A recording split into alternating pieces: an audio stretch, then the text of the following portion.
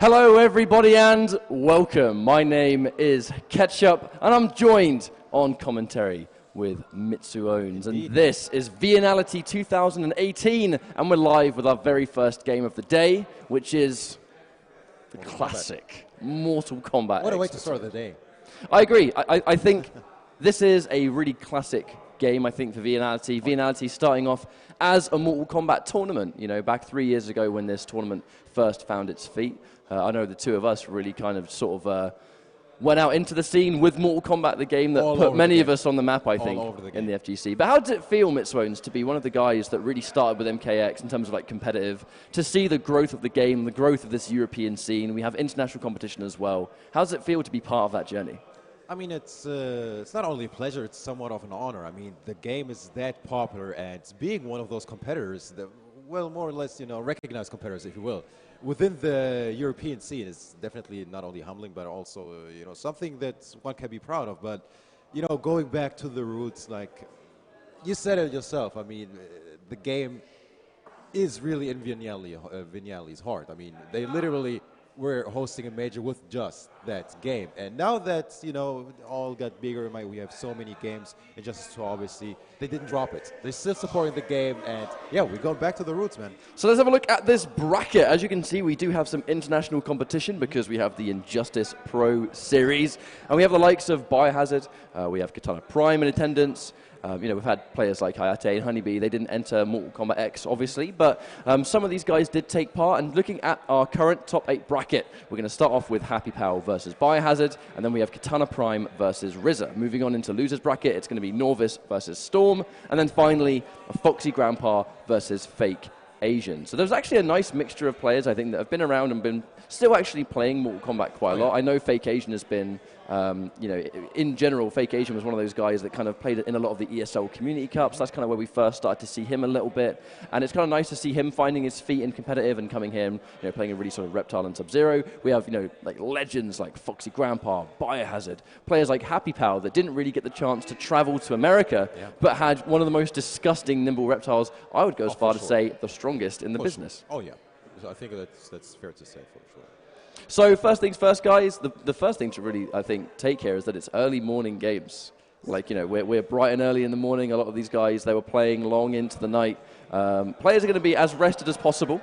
And just kind of remind everyone what's going on here with Viennality. It's top 8 day throughout. So we have top 8 for basically every game that we have at this tournament. You know, we have the likes of Tekken 7, we have Street Fighter 5, we have obviously the big one, the elephant in the room, Injustice 2 with that chunky $10,000 prize pot. EU, Happypow coming up, happy to see that, no pun intended. But I feel like starting off with Mortal Kombat X is a nice way to kind of kickstart the day to really bring the tournament back to how things started off. So our first matchup is going to be Biohazard versus Happypow. Happypow has been known to actually play quite a few characters. He really was, I believe, you know, he was kind of like the European Reptile, I think you could definitely say, for a while. Particularly because of that nimble. I know we had some other European Reptile players as well. I know one of the things I think about that UK player, Pro Stunner, back in the day, during the ESL Pro League, one of the first nimbles I think we'd laid eyes on. But then, as the months had gone on, and near the end of the game's lifespan, you know, those of you that use YouTube, you might have seen a 1st to 10 between Happypow and Yupe. It was, dude, we commentated that set. You and I commentated that set, I just remembered. That was a very funky one. It was full of swag. Yeah, that's the thing with Happypow. He's full of swag. But Biohazard, you know, the Ferrator of the world by far. But the thing is, been using Kano today because he's known as a Ferrator player, but he does actually play multiple characters. Yeah, we've seen that hype set versus Storm yesterday. The Kano versus. Oh, that was so good. The Kenshi. Oh, that was Kenshi. Takeda. The only thing that would have made it better is if the set ended with a classic Storm down 2. But the question is, you know, which character is either of these guys going to pick? Because we know that Happypow can play Ancestral Kung Jin, he can play Kung Lao, he obviously plays Reptile as well. I think that's probably the early morning coffee just to get that caffeine in there so we can do the swag when the job requires it. But Biohazard, I'm not sure. I think he was asked if he was going to go Ferrator, but I don't think he had a conclusive answer. I'm going to put you on the spot, Mitsuones. What characters do you reckon we're going to see? I'll go with Ferrator. I mean, he is the people's champ. He gives people what he wants, what they want, and it looks like I was correct. Yeah, and I think it's a good call, to be fair. Kung Jin, I mean, this is basically going to be a battle of the neutral jump punches because they both have so much range. Yes. But Ancestral Kung Jin, the ability to swap the arrows depending on utility. You have these really high execution, difficult combos that do good damage if you have the skills to pull it off. But let's go. This is our first game, Viennality 2K18. And we have Canada versus France. Top 8 boys, here we go. Now this is quite an impressive matchup for Ferrator. Ferrator with some absolutely amazing buttons and some kind of low-key, sneaky little plus frames. Ability to hit confirm. Ruthless, a fantastic variation for getting those cancels on deck. The Happypow, the execution monster with Ancestral. We're slowly getting exactly the armor from the Pain and Gain, and that'll be huge in this matchup. But now, just as I say that... Yep. Excellent call on the low arrow. Tries to go for the instant dive kick, drops the first combo of the day. If there's going to be one combo to drop, try and make it the first one. Instant jump, what a read! Forcing the breakout of Biohazard so early. Still believes in the round, it seems. Wait a minute. Look at that chip damage from the fire arrow. But as you said, the battle of the NGPs drops it. Yep, combo drop. He's going to be more than happy getting that straight kick, even if it whiffs. He's out of the corner. But Ferra has other plans. Round 1 goes to Biohazard. The questionable break actually still giving him the round. Insane recognition there. But I think that's why he believed in himself, right? Yes. He kind of understood that, well, if I land the neutral jump punch, the damage is going to suffice. Because if you're going to play Ferrator, you're going to be able to do the maths for the instant jump punch, catching the low poke, the deep jumping into fire arrow, corner combos. Speaking of, wait a minute. Oh, my word, 47%. Let's go, boys. He knows something about those fancy combos for sure. This is an Injustice down 1 stone combo. If it did, that would be sick. Uh-oh.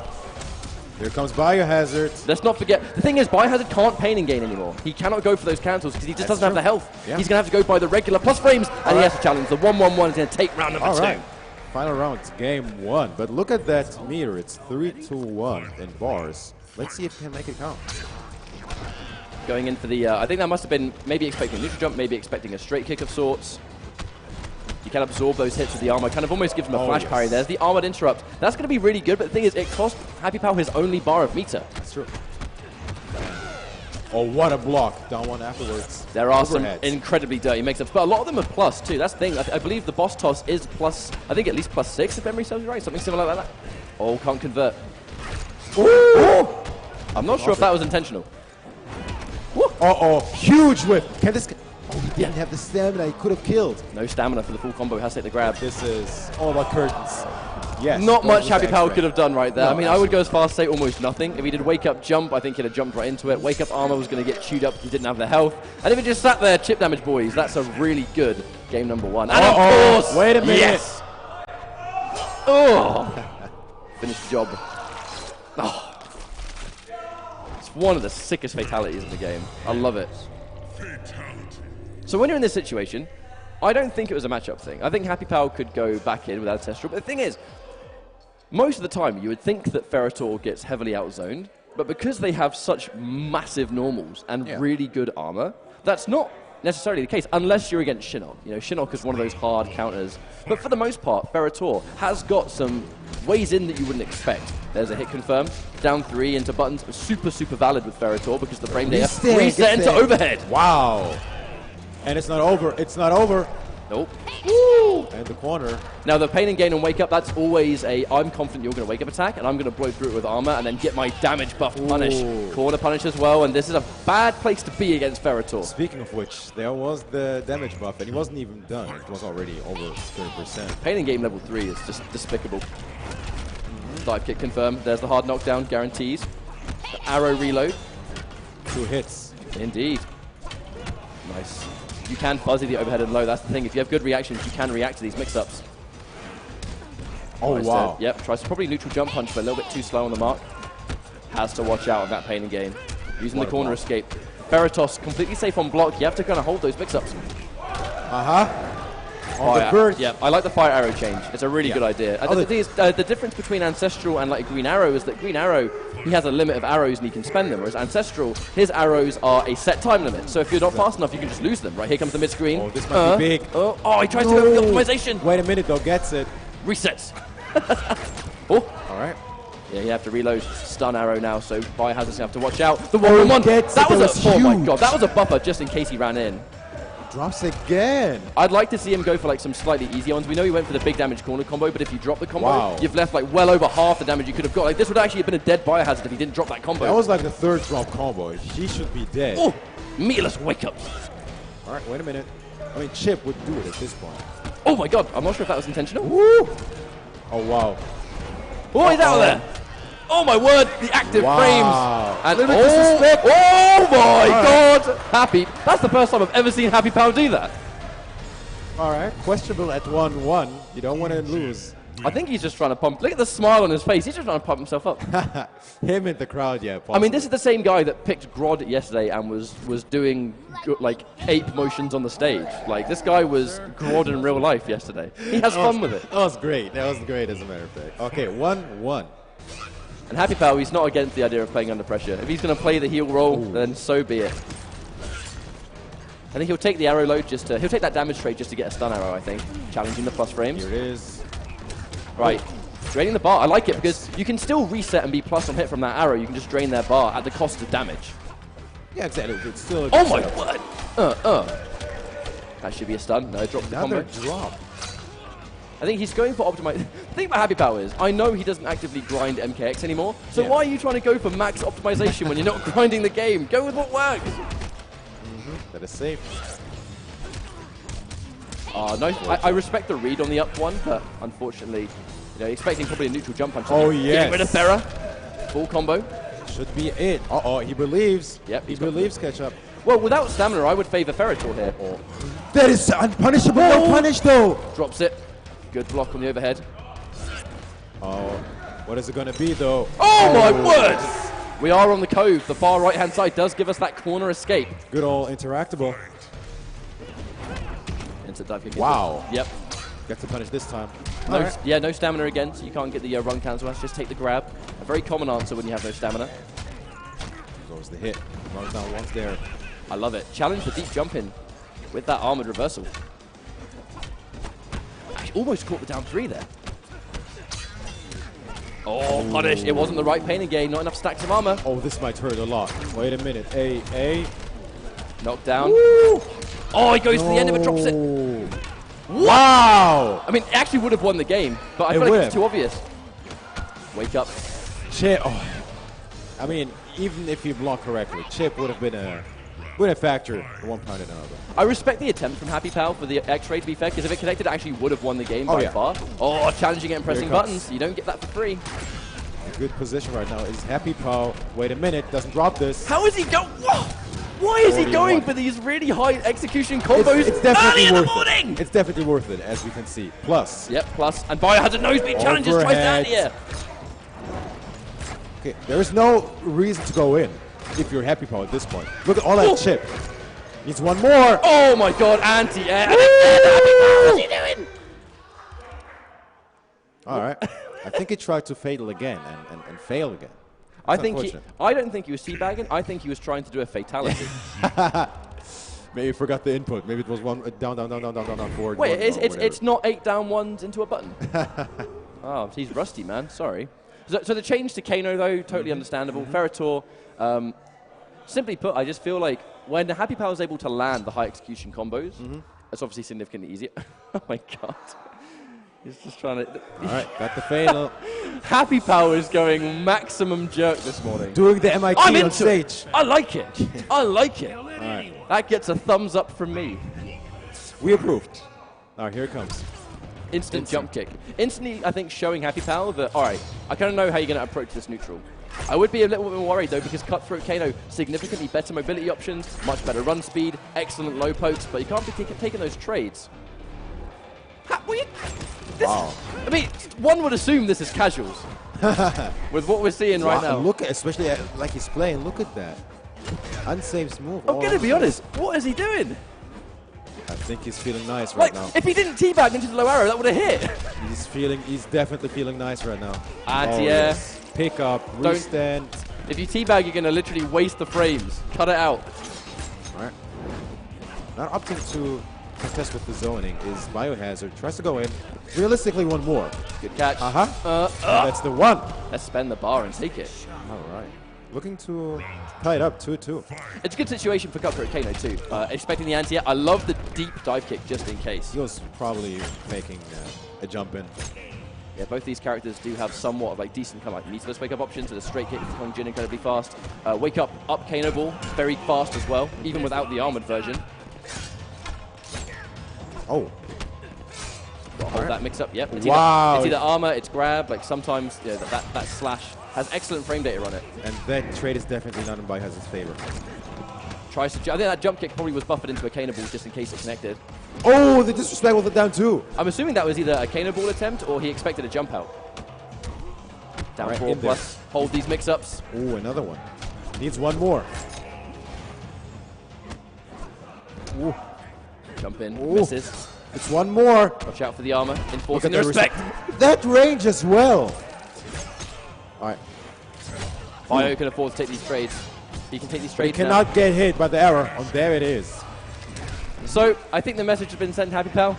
Take this final game more seriously. Yep. Because now it's Kano, it's a little bit more of a better situation, I think. Because I think it comes down to mobility, it comes down to buttons, the mix-up up close. The second you kind of get point blank, you do have to hold those cutthroat mix-ups. Yes, the overhead is now unsafe, but you still got to be ready for the 50-50. But this has now put a situation in Happypow where he can change character. Kung Lao, I know he actually used Kung Lao quite a lot at Combo Breaker, but when you look at the characters he plays Reptile, but I don't think he's played Reptile for a very long time. He obviously does play Kung Jin in different variations. Sticks with it. Sticks with it. Yeah. All right. They just want some time to think, maybe change the stage too. Kano can benefit greatly from some of those stages. They have like good corner escapes where, basically if you've got no bar and you can't use the corner escape yourself, he can basically mix you, but he doesn't have to hold much because he's got both an escape option from a stage and a really good wake-up attack. Now that early forward 4 is going to do the job. That back one obviously unsafe, but you've got to be so ready for it to punish it. Yes. I think that might have been the first back one off the set. Right, we're going to see a full combo, and then we're going to go for the deep jump in. Fire arrow, yes. Instant dive kick. Drops the combo again. He's going for the really optimized damage, but you can shave off a few percent for a much more consistent option, which is an instant dive kick. Oh, wow. Oh my That's the second God. hit. It's not about really damage. It's more just get off me. With punish on the dive kick. Love the catch. Hard knockdown, guaranteed arrow reload. Good block on the overhead, actually. That could have been a mix-up. Here it comes. There's one more. Nice block. He has no bar. He can't armor anymore. Woo! Instant air Kano ball. Here it comes, though. He's almost dead. Wait a minute, you low profiled it! Oh, Low my profile. God. So, I've never seen that before. It's the champ. Match point for Biohazard. Wow. All right. Safe. Because Kano has such good pressure, he's going to build meter for days. That should be a punish on the Kano ball. Okay. Side switch? Yeah, meter drain. He wants to know nothing about that bar anymore. That was a 6 side switch, actually. No, he doesn't get it, though. Yeah. Instant air dive kick is actually deceivingly tricky to pull off. No punish. Yeah. It seems like almost like he's not reactionary blocking, but when he finally blocks him, it looks a little bit like not ready with punish. Biohazard, his form has been impeccable. Absolutely. Just short. Okay, here Damage! One more. Needs one more.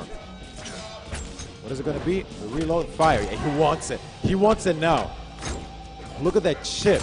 With punish on the arrow, match point, both players. All Let's right, go. we got ourselves a game. Final round in this first match of top 8. But I'm eyeing up that juicy amount of meter for Biohazard. 3 bars as Kano is absolute death. You're looking for a lot of challenges. Right here, not quite just yet. But Biohazard, he's really been able to kind of enforce the respect. He's been doing so many of those up Kano balls now that you expect it on wake up. No punish on the forward 4, and there's so much respect. Oh, here it is. Here it is, though. Time. Have to hold these mix. Right. 2 bars left. That was probably the last bar for Happypow. Oh, wow, goes with it. Okay. He's still going to have the arrow for a little bit. He has to reload, but he doesn't want to walk into a knife. Can't really afford to take any more of those wayward projectiles. Forward 4, full combo. Doesn't kill. Needs one more. They're down 2. Where's the jump? Oh my God! Okay. It doesn't have the arrow. Here it is. Oh, the space signal with punish. Here it is. Needs one more. He misses it! He doesn't get it. That could have been game. Safe. Instant run into armored reversal. Deep run in. That was an excellent answer from Biohazard. I think that was so nearly a comeback too because he got the jump in too, but the low arrow, the air arrow, just the wrong angle. That would have been a full combo. But Biohazard, man, super good composure. It's the champ. I mean, what can you expect? It's basically, I think the big change there was Kano, right? Switching to Kano, the matchup difference was a big deal. Completely different. Happypow didn't take that fourth game very seriously, which I think definitely bit him on the backside. But that was a good display either way. Maybe, well, he's still in it. Oh, yeah. Let's keep in mind that that was winner side top 8. So hopefully he'll come back with the reptile. I mean, just for the fun. Just for the fun of it. I guess it depends on how confident he would be in his execution, right? Because he was going for those like super in-depth. And to be fair, he landed about half of them. But they're difficult combos for Ancestral. Yes. To do max damage with Ancestral, you've got to be like prepared for those super deep jump-ins, really late airborne fire arrows, super crisp instant air dive kicks. Like, it's not easy to piece together. Yes. But congratulations to Biohazard in winners finals, where he will meet either RZA or Kitana Prime. Now, this is a very interesting matchup. We probably have we have the champ anyway, the reigning champ. The actual RZA. champ. Yeah, the actual champ. We have most likely Tremor with Crystalline and, yeah, of course, Kitana. And I talked to KP yesterday. It will most likely be Mournful. He's looking for the double hits. He's looking for down one into specials. He's looking to really make most of the armor breaking. And I think armor breaking is what you need to have. So, like, absolutely. those that are tuning in that, for whatever reason, might not know, obviously, RZA is the current Viennality champion. You know, he's the player that is looking to really get that sort of repeat victory. But he does play, obviously, Tremor's kind of like his boy. He's played a bunch of characters before. I think he played Scorpion before Tremor came out. But the second Tremor was released. Sub-Zero as well. Yeah, he did actually play Sub-Zero, I remember. And then the second we saw Tremor released, RZA pretty much made the instant transition. And he's been rocking this character since that time. And he's only got better and better. You know, his big thing is Crystalline, but he can play Aftershock at a really high level. Kitana Prime, I mean, you know, the proof's in the name, right? Kitana is definitely this guy's favorite character. But much like RZA, you know, they can all play all the variations. Yeah. They can both play all variations of the character. So we might see some variation changes, which will in turn, because it's MKX, change the matchup quite significantly. Okay, they went into the game. What variations will it be? Because in the button check, it was... I reckon Mournful versus Crystalline. Let me see. That's my bet. It was Aftershock and... Oh, okay. Storm, wait a minute. So here we It's go. going to be Aftershock. Interesting. Yes, it is. And I think Aftershock, there's a couple of things at play. I think he might want those airborne mix-ups. You know, where if you jump in, obviously that low ground pound that you can do while airborne. When you see a jump in, every ounce of your being is telling you to block overhead, and then you get hit by a low launcher. Ooh. Did not expect this pick, so this could be very interesting. Let's see. All right, gets the low into the overhead special.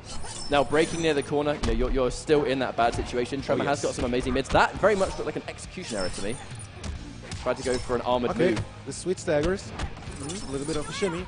Plus frames. And actually, RZA completely content taking the minus frames. Yeah, blocking the low there. No, there is that mix-up between Looking overhead. for anyone. That's two times. That's 2 times that mid was low profile. That's going to be quite an interesting part of the matchup, I think. Looking good right here. Not letting him jump for free. Kitana Prime taking the first round.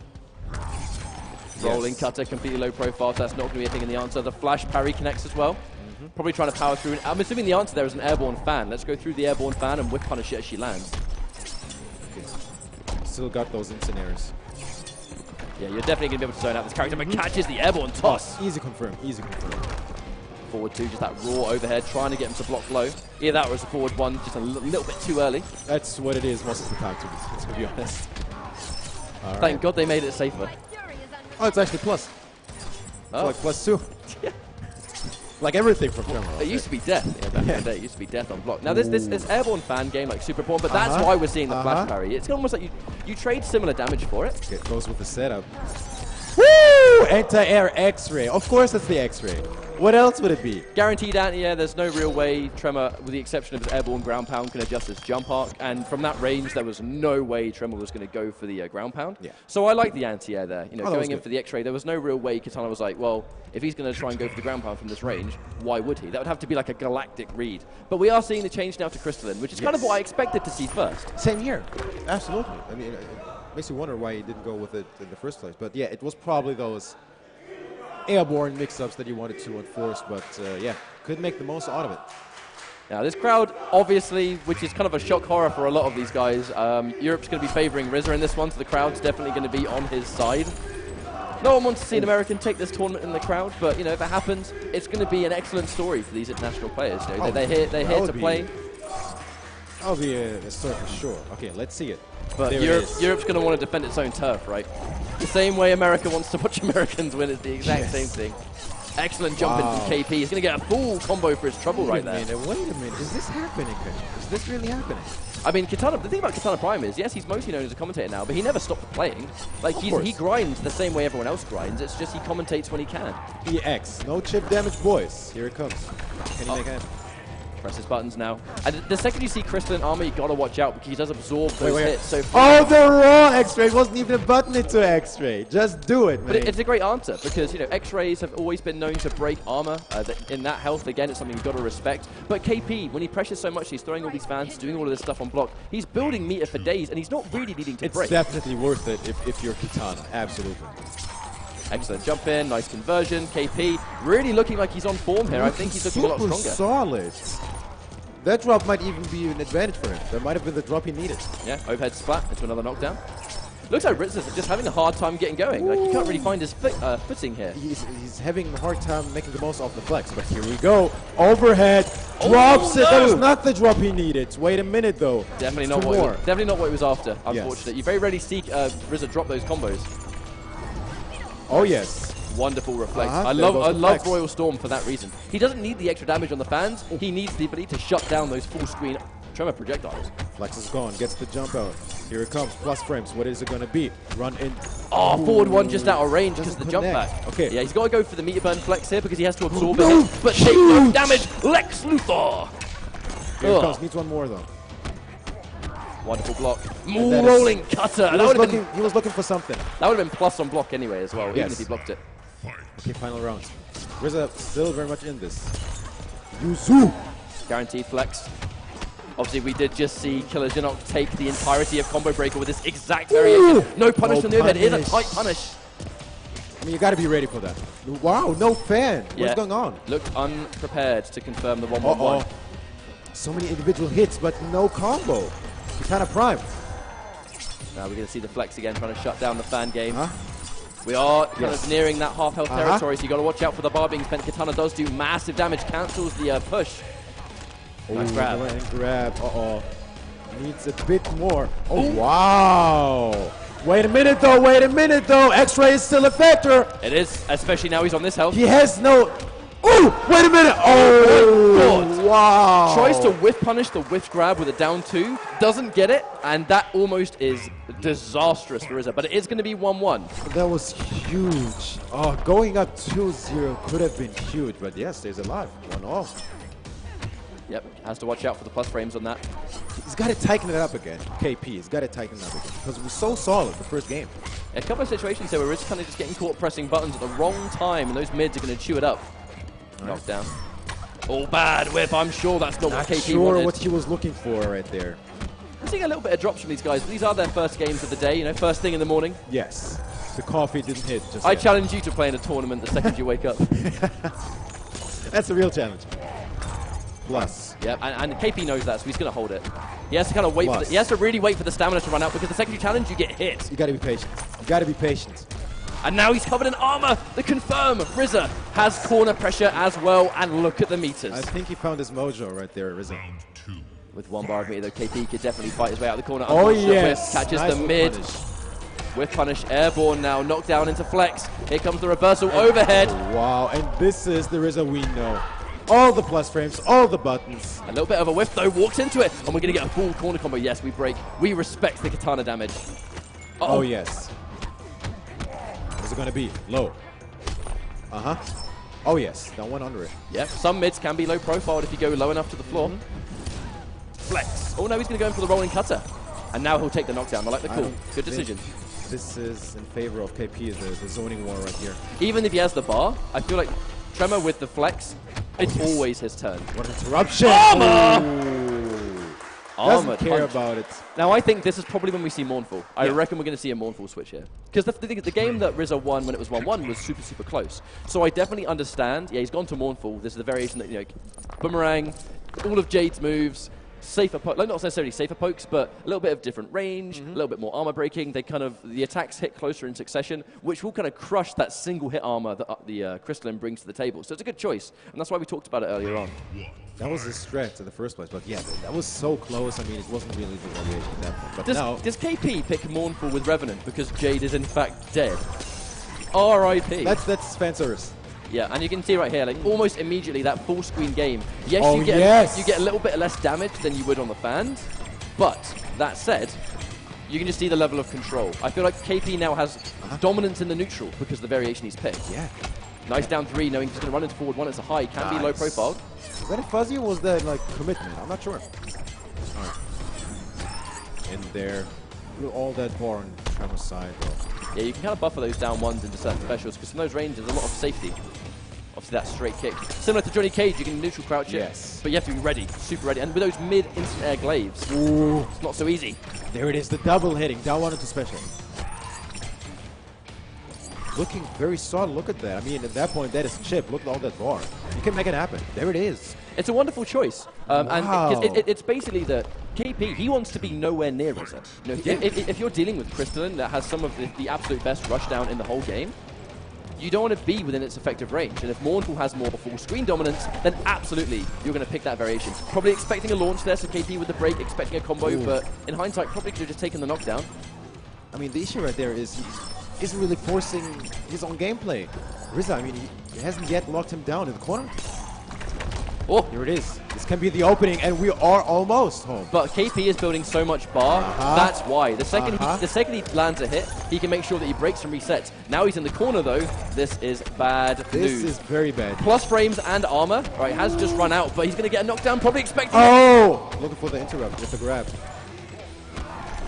Oh my word! That is overhead. the sequence Rizza was probably looking for all day. Okay. KP just needs to get one clean opening and try and fight his way out. Goes in for the flash parry attempt. Unsafe Oh, overhead, get a better yes. farm, and that's going to allow a Huge. repositioning. Even if it's not corner pressure here, it's going to be KP with the entire screen. So I can jump himself into the corner. Oh, No! that might have been the biggest mistake of the set. Here we go. Rolling Plus, cutter. Very nice blocks. As I say that there's only so much you can block. Rizza with a knockdown. This could be the sequence. He has one bar. But Oh, the thing is, the wake ups are all single hitting. What is it going to be? No flex. Oh, wake up grab. I respect the attempt, but Rizza is going to take that in winners and move on into winners finals to face up against Biohazard. KP with a really smart decision to change. Yes. But unfortunately, the second you get cornered, there's only so much you can do. I feel like jumping into the corner was definitely a massive mistake. Oh, that no was the one's end. going to understand that more than KP, though. That was the end of that set, really. I mean, looked very solid. And as I said, like, Rizza wasn't able to lock him down near the corner and start all this pressure. Plus frames, over it, low, what is it going to be? But yeah, as soon as he did that, it was all but over. I feel like he's going to go away from that set probably asking himself, I had the whole screen to work with. Yeah. Mournful, like he clearly picked Mournful for the reason of, I'm going to be full screen, and kind of within that jump distance, that kind of magical distance that Mournful kind of dominates, and basically not allow Rizza to do what he wants to do, because you saw in round 1, the second you kind of established that space, and Tremor wasn't really able to get going. Oh, that was dominant. And he was trying to run into things like forward 1. Forward 1 obviously is a high, so you can poke out. You know, Tremor, with the exception of, I think it's the forward 3, forward 4, whatever that straight kick is. I can't remember it now, but Forward 4, I believe. yeah, but it can be low profiled by low enough pokes. And Kitana's down 1, goes underneath it. So it makes a lot of sense, but unfortunately that final decision wasn't meant to Still be. in that, though. Still in that. Yes, indeed. That means that Biohazard, Beast Coast Biohazard, and Yuzu Rizza will be in winners finals. What a winners finals. That is a sick winners finals. Absolutely. That's some juice. But we're going into the losers bracket right now. So we can see Norvis stepping up into the plate. Norvis versus Storm. So it's going to be Kitana versus Takeda. Storm getting top 8 in his own tournament. That's pretty respectable. Oh, definitely. That is some fan service right there. I mean, that's quite a story. I mean, you most likely didn't have a single second to play any game yesterday. Any game. I mean, Storm spent the entire day. Wait a minute. That's a bottle of beer. And it's What? Already? 11:15 a.m. Hey, man, it's his winning juice, apparently. You know what? He's like, no, I'll get one later. I'll get one when the deed is done. Yeah, Still gotta play. These guys obviously go way back. So many people in the European scene have been playing together for so long. Katana versus Takeda. It's quite an interesting matchup because obviously, she's kind of got that fan game from full screen, but obviously you got Takeda with the long limbs. You would almost fit Takeda as like a zoning archetype, not because of projectiles, but because of just range dominance. You have to respect, especially in Shiro Ryu. That's true. You got to respect the back 2. You got to respect the strings that can go overhead low. Point blank, it's a nightmare. One thing Takeda never lost is the hard to blockables. Yes, that's true. And we saw yesterday that he still very much got him. All right, we are good to go. Okay, so here we go. This is our first match of losers. Now we're in elimination territory. Yes. Loser of this They've goes played home. well. They played well to get this far, but everyone, they want more. These guys are hungry for more success. Especially if you made it to top 8. All right. Instant air jump into the teleport. Now, I think that's immediate knowledge that poking with the Royal Storm lift, the Royal Storm lift obviously going a little bit further than everything else, you can actually use that as a projectile in itself. If you're going to try and see a jump-happy opponent, that's quite a good answer. Cancelling the teleport. Hit confirming to meter burn. Before the meter burn was spent, we see a breaker. I actually would have liked to have seen the bar be spent before Norvis went for the break. Absolutely. Uh-oh. Okay, gets it. Oh. Probably tries to go short. I'm assuming he tried to go for the back forward 4 just for the hard knockdown or the damage chunk, but not quite. Wow, let's a rip. Most likely an input error. Either an input error or he was just so confident it's going to work. Because it was a single back 2, he didn't really have time to hit confirm. Oh, yes. And now here comes that forward 1 pressure. What's it going to be? Jump out. Down 2, boys. Hey. It wouldn't be Storm if it wasn't a down 2. Pressing all the buttons. What if he tried to shimmy into a down 2? Are you serious? But if you're going to shimmy into forward 1, man. Uh-oh. Here we go. Damage, but it's not enough. Needs one more. What is it going to be? Good answer. I think if he did a wake-up armor, I think that would have done enough damage. If he did wake-up jump, that would have caught it. Covering quite a lot of bases there from Norvis. Whipping the back 2, but no whiff punish. A little bit too slow. Clean jump in, and now we're going to see a hit confirm on that back forward 2. Oh, doesn't get the NJP. Wow. Wow. We didn't see a single butt get punished yet. Okay, all the wake-ups. No. I'm assuming that was an input error. Tried to go for the anti-cross-up. Very risky anti-airing Kitana sometimes. I love that bait. That was a setup. We see Storm do that all the time. Yes. NJP, he has the stamina, but he's going to play it safe. Goes in for the knockdown into the teleport for the mix-up. Another... Oh my god. Oh my god. This is Storm's house. This is actually Storm's house, yes. Right. Oh, the but the second you go for those meter burn kunais, you can release them whenever you want. You create such a trap. It almost feels like guaranteed damage. Like, you've got to make the most psychic of reads. Yeah, it goes for a teleport, probably trying to whip it off the grab, but doing it a little bit too late, so it's going to get blocked instead. I mean, he literally is a psychic. Let's keep that in mind. Oh my god! How many more, though? How many can we see? Right, he challenged. Talk to me. Goes in for the 2-1, but unfortunately that fan lift has other plans. All right, looking to tighten up here. The cheeky stuff. Jump in kick. Now we have pressure because he's Look got at that bar, though. That's free damage, but he has put him in the corner. All right, that was a good trade, as a matter of fact. Yeah, because he spent 1 bar. Now he can't break. Oh. Wait a minute, though. What's it going to be? No punish on the down 2. This should be death. This should be curtains. Meter burn. Wait, is he going to end it with a down 2, though? No, we want a brutality, mate. Give me that arm. Oh, that's so good. That's so good. That is unfortunate. I miss, of all the things I miss, yeah, it's your house, mate. My house. Put your feet up. Put your feet up. This is my house. Let's go, champ. It's the champ. If there's one thing I miss about Mortal Kombat X among everything, it's brutalities. It's being able to add a little bit of spice on the end of your combo. It's one swaggy way to end the match. I mean, fatalities are sick, but we've seen them a million times over. Yes. You know, we want brutalities. We want to be able to style the swag. All right, let's see it, though. Norvis still in this. Ooh, that was sick. Right. I know a little something about swag. That was excellent. Respect into a raw grab. Let's go. That was a Mexican standoff right there. That was a forward grab as well. Okay, second one. Okay, first match is down 2s only. Second match, maybe only grabs? I don't know. But again, he's going in for a teleport. I'm assuming he's trying to do it so early that you kind of get that meaty pressure because you can make the teleport with. Kind of similar to those MK9 smoke mix-ups. And I do realize, actually, you know, Storm's favorite MK character is actually, you know, Smoke. Yeah. And he actually felt that Shirarayu Takeda played the most like MK9 Smoke. That's why he picked the character. Yep. Wow. Oh, nice understanding though that one kunai is not really plus on block. Here's... wow. He's out of there. Wait a minute. All over the place is Norvis. All over the place. Wait a minute. One more butt? No. That was a wonderful punish too. Yeah. All right. Round 2. Pretty much even on meter. Yeah, see what short it is. too. Wow, look for the anti-air, didn't get it. Now, I think this is what Norvis is going to do. He's going to be trying to sort of play that full screen game, gets the down 1 conversion, excellent stuff. Everything's working out for Norvis right now. It's incredible. Yeah, he tries to finish the combo with something in particular. I love the reaction. This time, though. There was no way Storm was ready for that air-to-air. It was so late, I think he was already committed to the fact that it was going to be a clean jump-in. Pressing buttons on wake up. Opening. Oh, tried to go with the... What? How did it work? I wanted to see down 2, down 1, down 2. That would have been a sick combo. That's a forbidden combo. Let's not talk about it. Wait, what are you doing? Wait. This is mind games. This is mind games right X-ray now. is still a factor. Here it is, though. What is it going to be? Get the roar overhead. Talk to me. I love the float. Overhead. Trying to actually bait the down 2, funny enough. Oh! What? What is it Ninja. going to be? Kunai's? Is it going to be the butt? No. Now, the thing is, he won the round, but the teleport put him in the corner, and he has no bar. This is actually a very scary situation. To be fair, I believe you'll just, teleport cancel. Just on cue. But I feel like he's going for so many of those cross-up jump kicks that it's now making Norvis not confident to anti-air. Yes. The second you're not confident to anti-air, you just get a raw jumping into whatever string you want. Oh, goes in for the back 3, but too slow on startup. Wow, the late fan. That's a good combo. Oh, drops it though. Yeah, drops the ender. Have to watch out as Royal Storm. Dropping the lift, you are super vulnerable.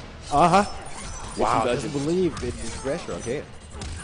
Now he has bar. The big thing is, though, Norvis hasn't actually had to spend any bar on this. So we're going to get the back 3 knockdowns. Wake up, having to spend 2, though. One of the changes, Shiraiu Takeda. You spend 1 bar on the armor and another bar to launch. Wait. X-ray could kill here. Oh! That was excellent. Absolutely superb reactions. If you're going to see one character spend 3 bars on X-ray, it will be Kitana. Wait, did they make a bet? What was that? I missed it. I missed something. I'm not sure, but I'm going to ask him. I look at Kitana. Can't even kill him herself. She has to get her goonies to do it. Kitana wins. So violent. This is a PG-13 stream. early in the morning as well. Yeah, early morning days, man. I'm too tired for this gratuitous violence. All right, 1-1. Well, I mean, you probably didn't use enough down 2s there, Storm. no, he should have done that down 2 combo. I think he'd have won if he did that. Lots of respect for the down 3, yeah. All those butts, I mean, you have yet to punish one of them. Hold this ass. Oh, yes. Oh, yes. There it is, the punish. The first time. Right. What is this punish anyway? We haven't really seen, the one thing is actually, on the note of that, we haven't really, so first of all, yes, we haven't seen any down 3s from Storm in this set. And also, we're not really seeing him have the opportunity to mix because we're spending so much of the fight. What was? Sick combo! I've never seen that. Excellent combos. In 3 years of Mortal Kombat. Oh. Okay, one too much. I mean, he's just waiting for it now. Like, obviously, there's a lot of down 2s, they are highs. You can crouch point blank and whip punish accordingly.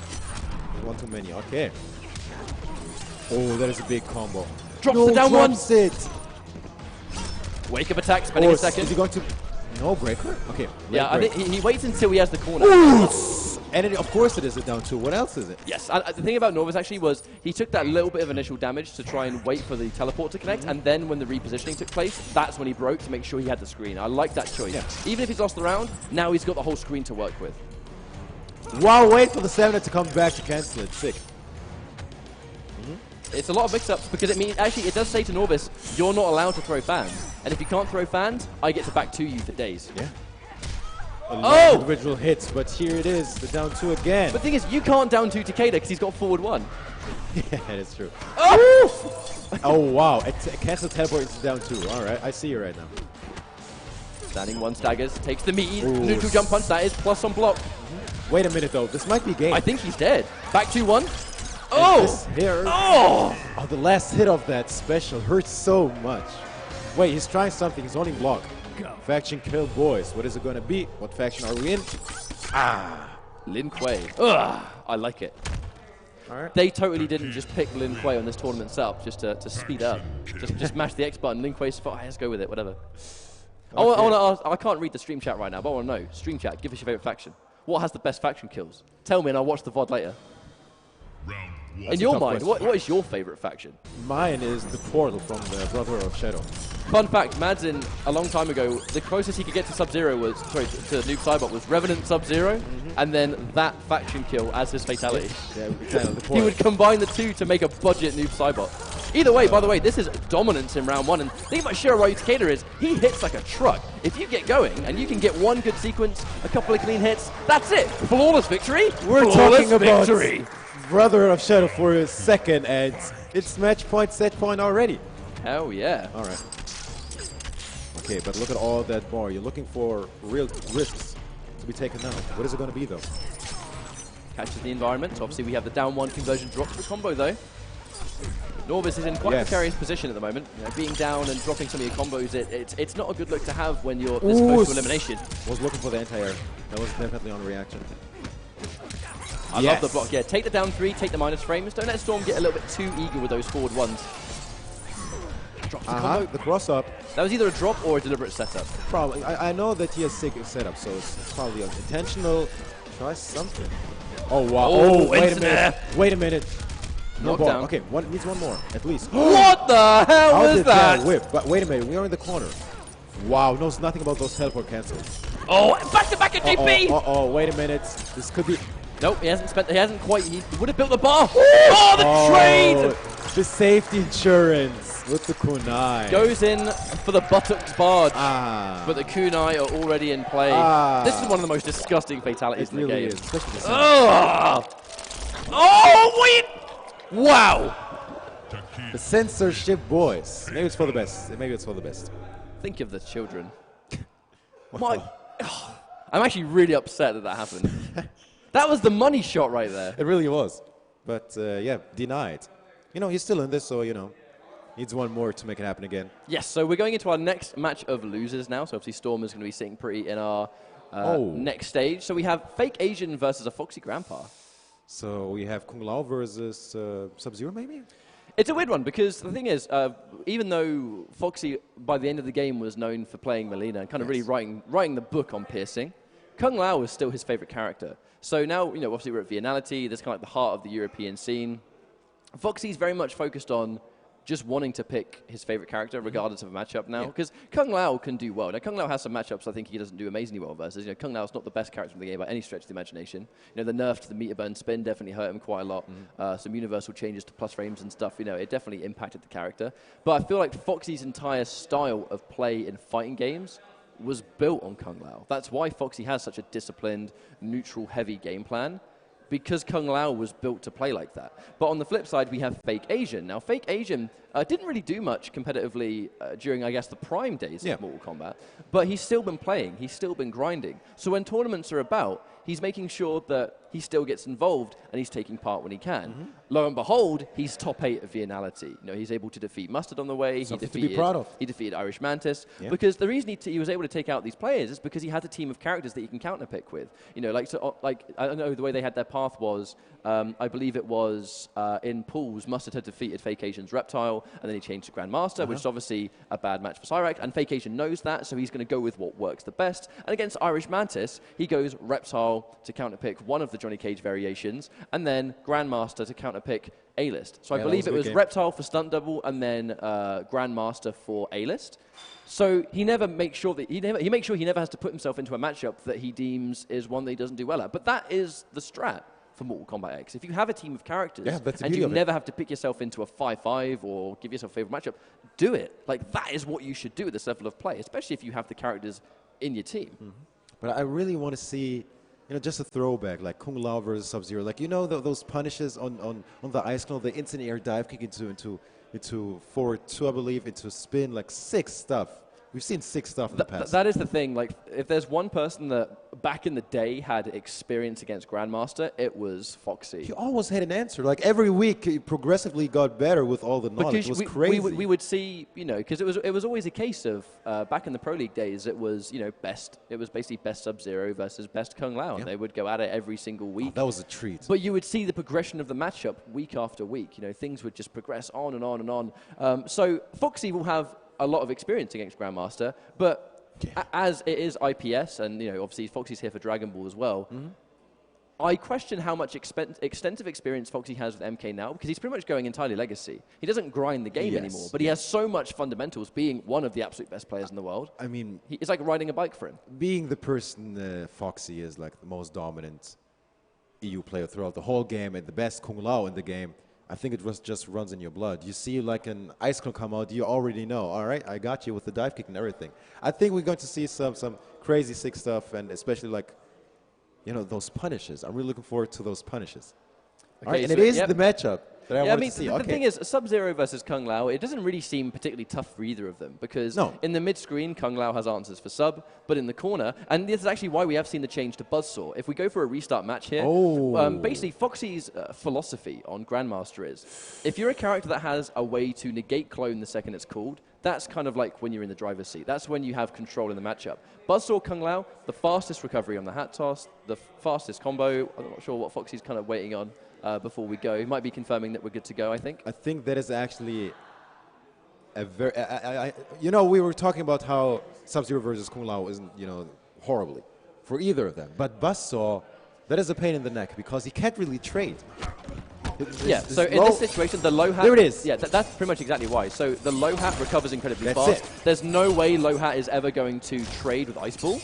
Like right now, just like that, the clone doesn't exist. It's now going to mean Fake Asian's going to try and close in the space. But Foxy, if you're going to try and be aggressive versus Foxy, he has that as well. I mean, he might just lame it out. Uh-oh, big risk. Just mentioning, guys, unfortunately, it looks like the health bars aren't lowered, so we'll obviously fix that in the next game. But you can kind of see little bits of the health bar. We'll just roll with that. All right, in there. Yeah, full combo, not quite. Back-to-back overhead. Buzzsaw was buffed in the final patch of the game. You do have those mid-screen conversions. Forward 1 is an excellent anti. One of the buffs, as you say. I think Foxy, I don't think he's going to try and corner pressure here. I think, yeah, mid-screen, he's way more confident. He's way more confident. No reason to go in. He might just lame it out. A few more. With what punish. Trip guard. Yeah, wow. Trip guard on the forward 1. All right.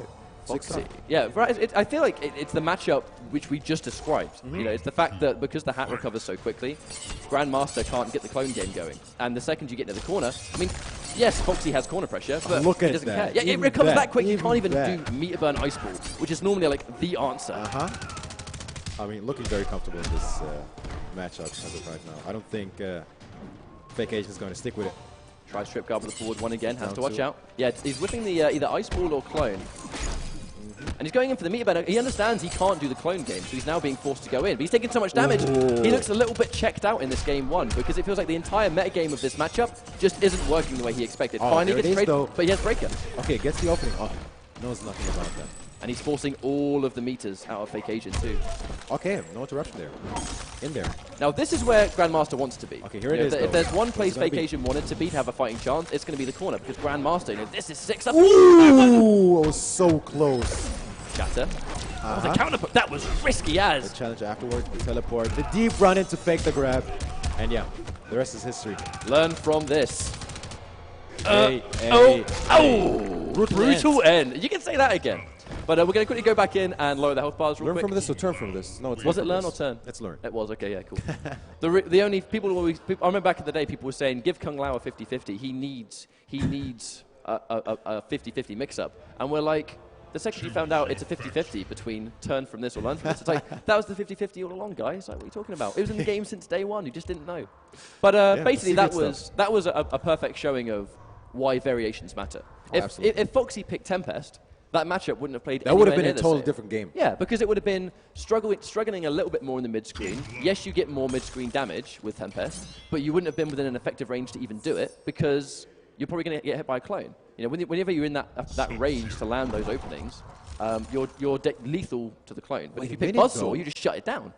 He sticks with Grandmaster. Interesting decision. I think with a 3 out of 5, you kind of have the luxury of going. Was it a matchup thing, or do I just need to approach it differently? Yeah, like, there's no way Fake Asian is going to play this next matchup the way he played game 1, because he will know that Buzzsaw shut it down. All right, let's assume. Now taking the minus frames into a grab. Okay, let's see what it's going to be. We are still seeing the clone get summoned, and it feels like as long as we see that, though, it's going to allow Foxy to build bar and do chip damage, which is something that Fake Asian is not going to do. You know, the Ice Ball doesn't chip. Shatter. Right. But if you backdash, the hat's going to chase it down. That's going to open up, I think, an interesting mix-up. The next time we see Shatter on block, I do wonder what Fake Asian's going to do. Good block there.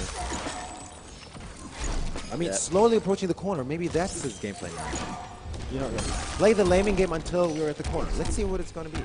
No confirm? Yeah, no confirm. Oh, okay. Bars. 42%. Let's go. Incoming. Drops the ender. Looks like he went for a setup there. No confirm again. Not the hardest confirm. Okay. Guns.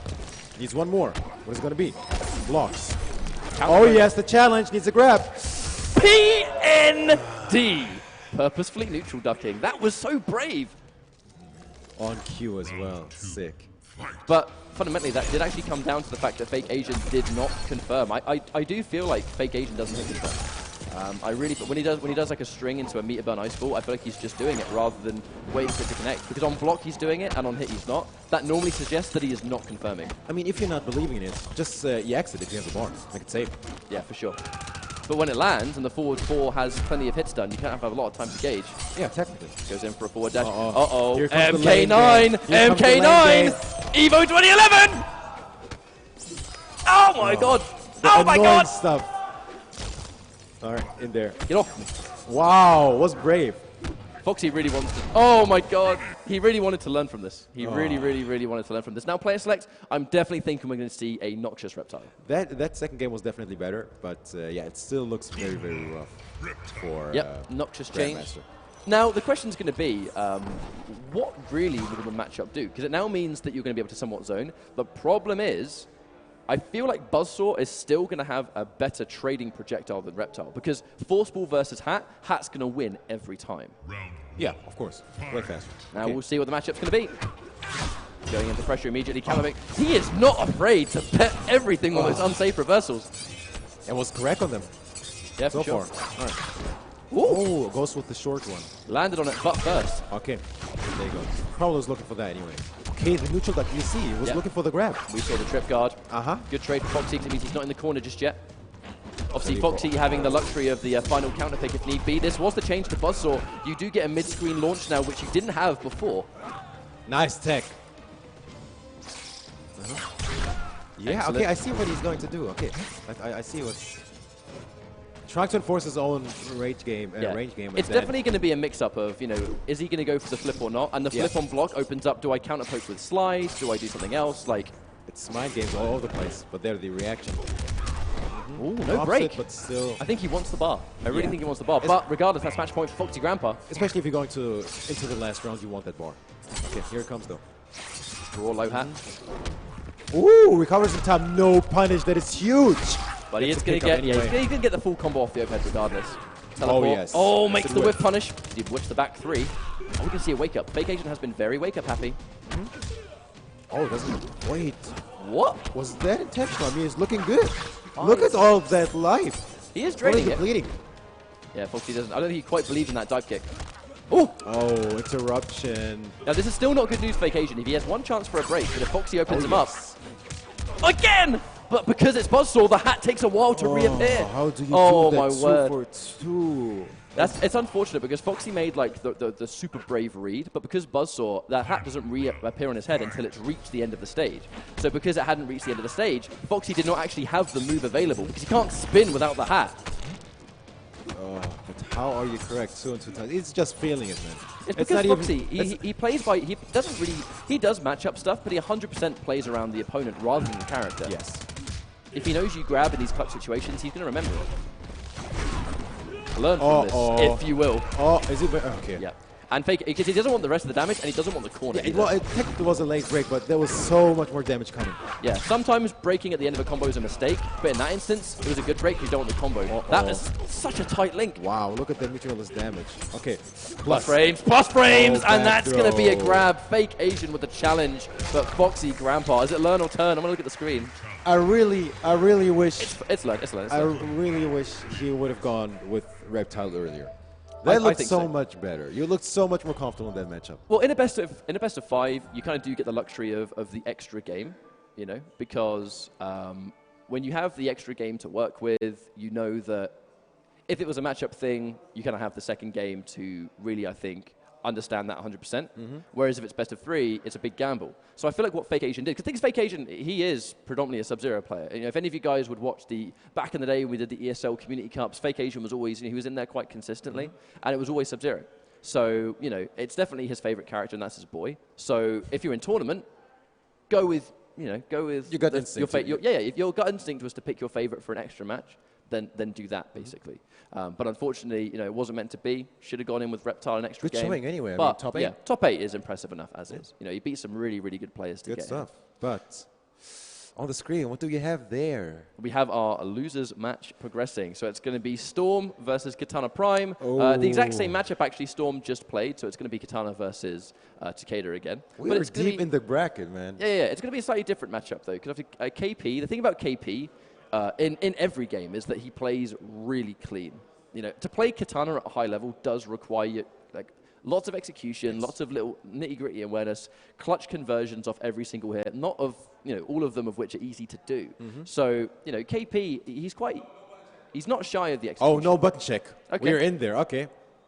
We're not going in for a button check, we're going straight in, but this is more loser's action. Loser of this is going to be out of the tournament. And we'll just have to see them a little bit later. But ooh, the DP, or what is that? this is foreshadowing. It's foreshadowing is what it is. Yep, down 2. Of course, what else? The king of down 2. But that's a mind game. If you know that this person mashes down 2, they're going to neutral crouch in your face. And if they're neutral crouching into a Well, that didn't take long. That didn't take long. Oh, that was so good. But this is why KP has gone in for Assassin, because now the ability to parry from full screen is going to shut down a lot of those reactable back 2s, or, you know, if you're going to whiff punish from full screen, the parry shuts that down as well. It's a lot of knowledge that KP is starting to show here. Wow. Did you see that? He didn't even finish the string. Storm, not pressing, you know, the whole string. We pressing buttons at a time. Now, that whole punish came from the fact that Storm whiffed the down 2. Okay, wait. Look at all that bar Kitana side. Oh. That was definitely just an anti-cross Big attempt. punish. I'm assuming you tried to maybe go for a quick string at the fan left, but it didn't work out. Wow, he gets it again. It does so much damage. At this point, it might be intentional. Wait a minute. Uh-oh. What is it going to be? Is it going to be a down 2? Air to air. No break. Can this kill? I think so, because he's going to get the fan lift, and he's going to finish the job. Yeah, there we go. I think that was actually Storm's round, 100%. It's just unfortunate that when he went in for the back 2 into the low kunai, it was already airborne, and it obviously does not combo. All right, in there. Harassing in the corner once again. I mean, Kitana's looking, or Kitana Prime's Kitana's looking solid, man, today. Come on, in a good mood. Storm with some more questionable down 2s than ever. He tried it again. He tried it again. Well, Storm. KP is going to be running away with this one. Wait a minute, wait a minute. I think that's why you see the meaty Down mid, 2 again. Yeah, I think that's why we see the meaty mid, though, because if you know someone's going to potentially wake up down 2 and they're going to basically be not blocking on wake up, those really meaty mids that just straight up, you know, they can't be outspared, they can't be low profiled. And that Kitana string, I can't remember what the annotation is, but that's a really good answer for that, because it just covers the whole hitbox in front. All right, what is it going to be? Trying to counter post with the parry. Jump in, no confirm though. All right, now we're going to see the forward 1 stagger pressure. Wonderful tech. No down 2 there. Confirm off the down 3. Nice catch on the jump. I like it. They did. Oh, Someone tried to run. I take the plus frames. We're going to see a grab, but health still totally even. Oh! Well, maybe have some guaranteed time after the grab. Yeah, let's do it. It might be, you know. That's a mix-up. Yeah. Little shimmy. It's down 2 or down 1, mate. It's the classic. It's the new meta. Right. Throws him off the corner. Yeah, KP probably expecting something else, but that straight up forward one's going to connect. No bar spent. I think Storm really wants to try and keep this bar. Okay, definitely intentional. We've seen that yesterday a few times. Wasn't sure if that was intentional or not. But yeah, at that rate. Oh, he tried to anti-air! Yeah, that's going to punish. Take that meaty forward. The down 2s that make sense, he doesn't get. But all those others. The down 2s that make sense are working, but the ones that, well, the Storm ones do. Yeah, exactly. Oh, the delay! Alright, this is big bar here. No, goes for the setup. Hard to blockable. That's why we see the splat. Whenever you see that kunai come through that part in a combo, you know what's coming next. And armor breaks wake ups too. There you go. Respectable knockdown. Yep, we're going to see the princess parry. Not princess parry. Sharpen. Completely wrong move, but increased damage on fan normals. We'll just see if he even has a chance to get anything going. One more. Oh my god. If it's close to the corner, that would have comboed. Uh-huh. Wow. Okay, wait a minute. Looking for something. I think he just let it rip, to be honest. Yeah, I felt like letting it rip was a mistake. Look at that damage. We're not quite done just yet. I mean, we did have Sharpen at the very beginning. 44. Oh, he knows nothing about those fans. He knows nothing about that Sharpen, man. I wonder if a Sharpen down 2 would have crushed the armor. Oh! He wants all the winning juice. Well, it's maybe that was the secret tech. I mean, he has that beer ever since he down 2 enhancing juice. Right. Full combo, knockdown, spending a second bar on it. If you're going to get the first hit bonus rewarded, I mean, that is going to allow you to get that. Down 3 comes through. Oh my god. Storm actually playing a lot more like the Storm of old. All about the heart of block. It's the OG. Oh! Harry. All right, looking for one more down two. Take it. Oh my god. That is the wake-up of choice? Are you serious?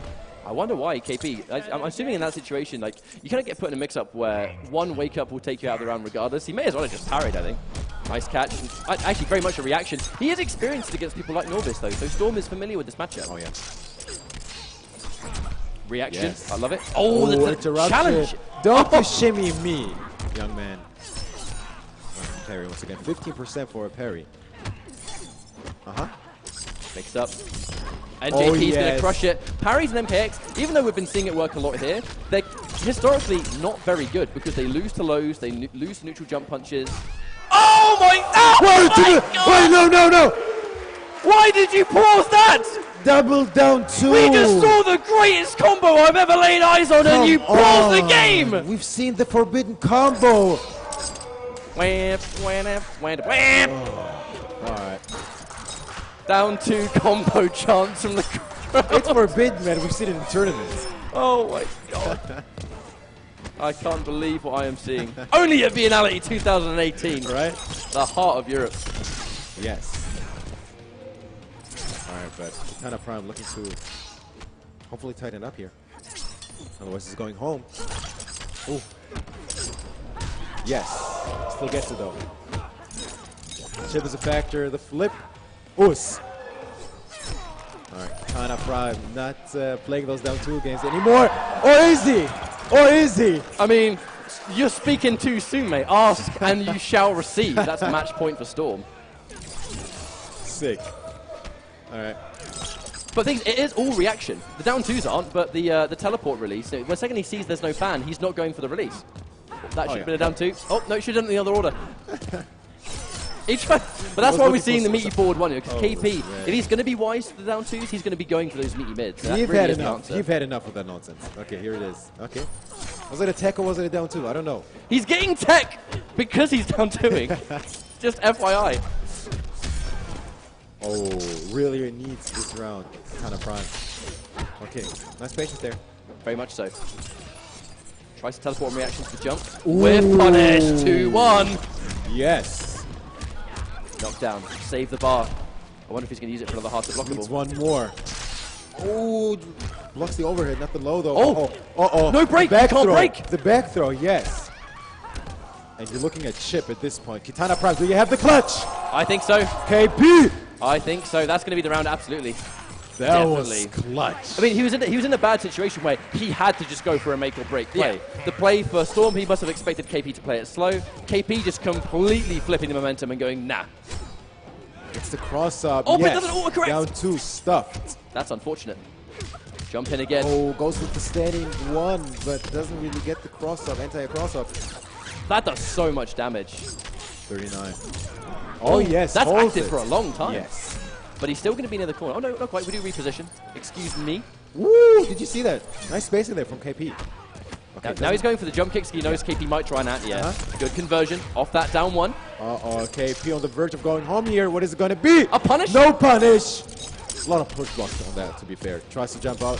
Goes for the wake up. Goes for the down two combo, but too far away. Storm taking it 3-1 over Kitana Prime. He's making a run through this bracket, Mr. Owens. Wow. Yeah, we're going to see him later. How can you not love Storm after watching that? Smiles all round. I mean, how could you not? We're not even midday yet. It's not even 12 p.m.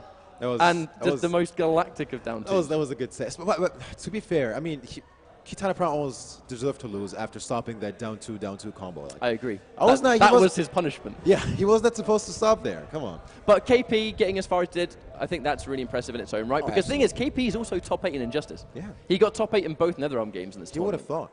Who would have thought? Especially like I think he's the only US player in that top 8 in Injustice. That is.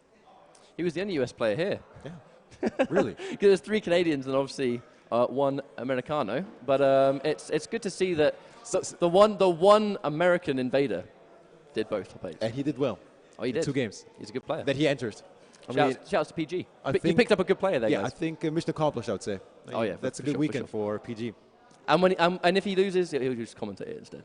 VZ Day, the man of many talents. So we have our next match in this loser's side of the top 8. It's going to be, again, quite a really old-school European matchup. Happypow versus Foxy. These guys didn't, as far as memory serves, these guys haven't played a huge amount in MKX in particular. I think they would always be at the same tournaments, but I think I never recall them playing too often in brackets. Their paths would be quite different.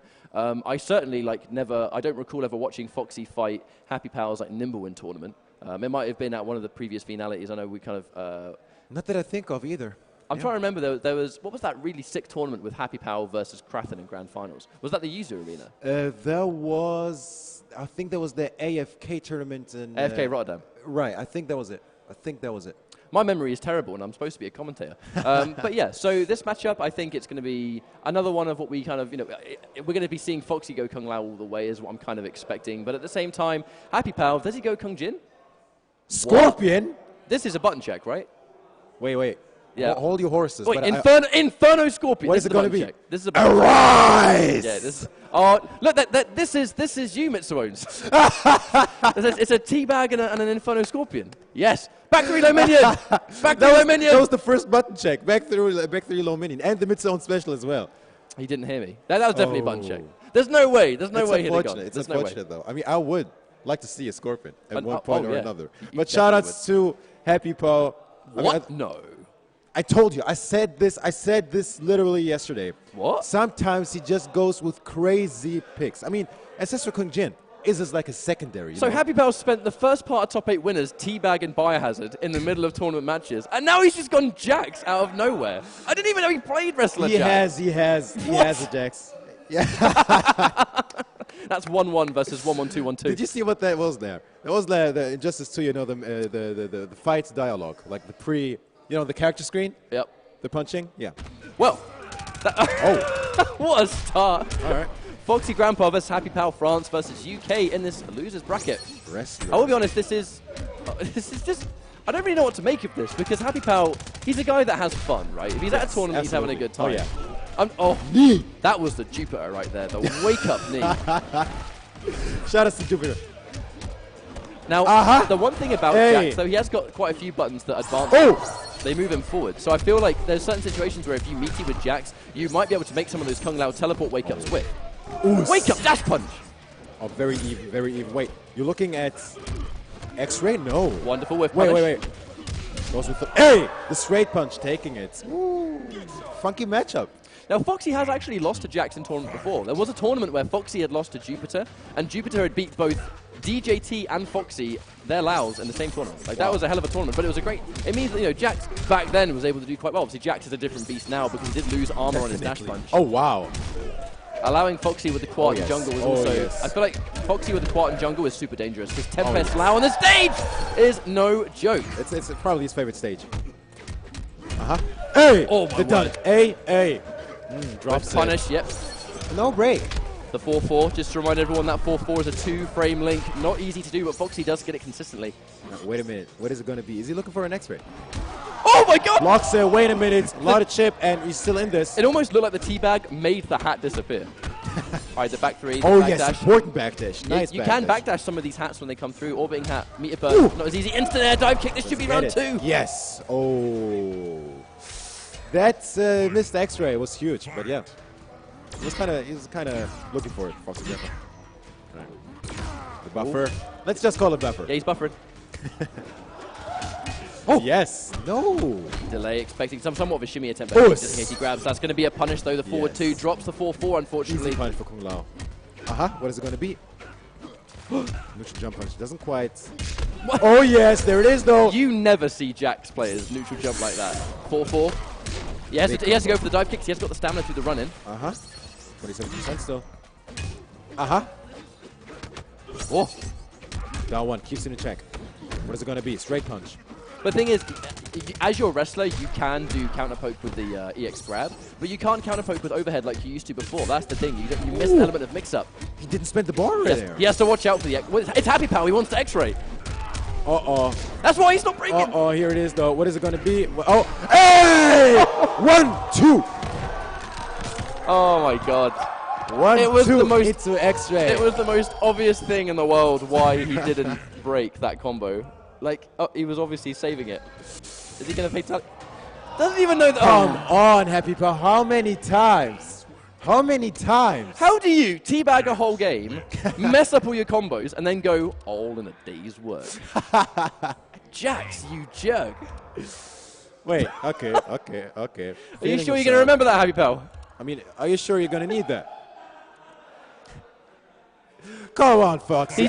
He's even deciding which one he'd rather do. I know very well you still know them. Come on. Oh, it's one of the best down twos in the game, actually. Channeling yeah, very much so. Channeling his inner storm. Yeah. Oh. Thing is, rest of Jax, though, he does get these tick grabs. A lot of these situations where you can tick off quite a lot of his buttons. And we haven't even seen a lot of them. Didn't need them. I feel like we are going to see the matchup kind of progress, though, as we go. Still early. Yes, very much so. Whiffing the grab, going for a counter poke. The thing about those grabs, though, is point blank only, so it is susceptible to losing to those buttons from range. Oh, he's looking for something, maybe in jump kick, dive kick. Oh, yes, believes in it. Oh, yes, believes in it, dunking. Tries to wake up and get out of range. I think that would have definitely been a 2 version for the full combo too, but unfortunately didn't have the health to absorb the projectile. I'm going to be honest, I don't think Foxy was ready for Jax at all. There's a character you expect Happypow to pick. Jax is like at the bottom of that list. If it's on the list at all. Yeah, he's just added it to the list right now. 5 minutes ago. Yes, looking for something. Finds it. Tries to maybe anti-air with the orbiting hat, but I actually think it was behind him by the time the jump connected. Just shy of it. Oh, huge block. Not a huge punish, though. What is it going to be? Yeah, it does drop the punish on the 1-1-2-1-2. Oh, that might have been a bait. That might have been a bait. Maybe. Recovering in time. A lot of buttons. Well, Foxy has the bar to be a little bit more brave, but here comes the tick There it grabs. is. Okay, what is it going to be? Jump back. 4-4. Drops it, but it's +2. Hey, the plus range. Hey. Oh, no. Drop doesn't. Catch up. Here it is. One more. Needs one more. Yes. I mean, you're looking at EX dive kick anyway. Yeah, it was the worst way to drop a combo as well, because the combo drop actually put him in the corner and then got him punished, allowing a corner combo. That was rough. It buffers it. It's a buffer. He's buffering. He's buffering. He's buffering ground pound, look. And yes. From downtown. Here we go. We'll see what the wake up's going to be. Flying knee. It even looked invincible right there. Mix up on the 1-1-2 or 1-1-1. I can't remember. Oh, what? Down 1-2 into down 2. All right, I see you. Yeah, Foxy went for the grab. I think he really wanted the damage. Oh yes, nice punish. Wait, Happypow's not breaking. Uh-oh. We all know why. Yeah, we all know. Oh my word! He can't break now. This won't kill. All right. I'm out of there, says Foxy. If I was Foxy, I would be so afraid. Oh! Foxy turned ugly! Oh my god, split him in 2. Look at it! Oh my god. What is this top 8? No way. Down 2 boys, let's go. I mean, Kung Lao has got one of the biggest down 2s in the game, to be fair. Oh, take the minus frames. Good call. Again. 1 off. To be fair, if there is one variation of Jax that is going to be more viable, I think, by the end of the game, a wrestler is definitely the one you want to pick. Yeah, because you do have the armored option. Oh my god. Are you serious? All that buffering paid off. It's a strat. Right, full combo coming from Tempest. We get a knockdown. Still got the life lead. Well, maybe not. Yeah, I think Happypow, he's very comfortable respecting it. He presses his buttons when he knows that the Tempest hat is gone. Even though he's picking an incredibly unorthodox character in Jax, he still has that Tempest matchup knowledge. Yeah, the down 1-2. That was actually huge. He actually, the first knockdown Happypow ever did in this set was a down 1-2. Because I think he knows it makes those wake-up games whiff. Yeah, and now Meteor Burn Spin doesn't exist. The only wake-up Kung Lao has now doesn't work. But like, makes it whiff again. It is yet to work. A wake-up is yet to work for Kung Lao. Oh, get back down! Dunks, may we? Oh, the 1-1-2-1-2 gave him the shortcut. X-ray is in play. Oh! Makes a whip though. Okay, still in there. Does have a very, commanding line. This is Foxy in the corner with no bar for the opponent. There was a rule about those X-rays if they missed, wasn't there, Ketchup? There was the prophecy. And the prophecy is, if you whiff X-ray, you might lose. Oh, 40% boys. 40%. Yes, sir. Oh my god! He knows nothing about. Wait, are we getting it? Oh! Okay, that's a tough one, to be fair. That's a tough one. If someone was going to get the one frame, maybe Happypow. You'll get it eventually, Happypow. You'll get it eventually. I promise. He even looked it up. Stop doing it. He took some time to decide which one he wanted. And he still messed it up. It's almost like he doesn't really play loads of jacks.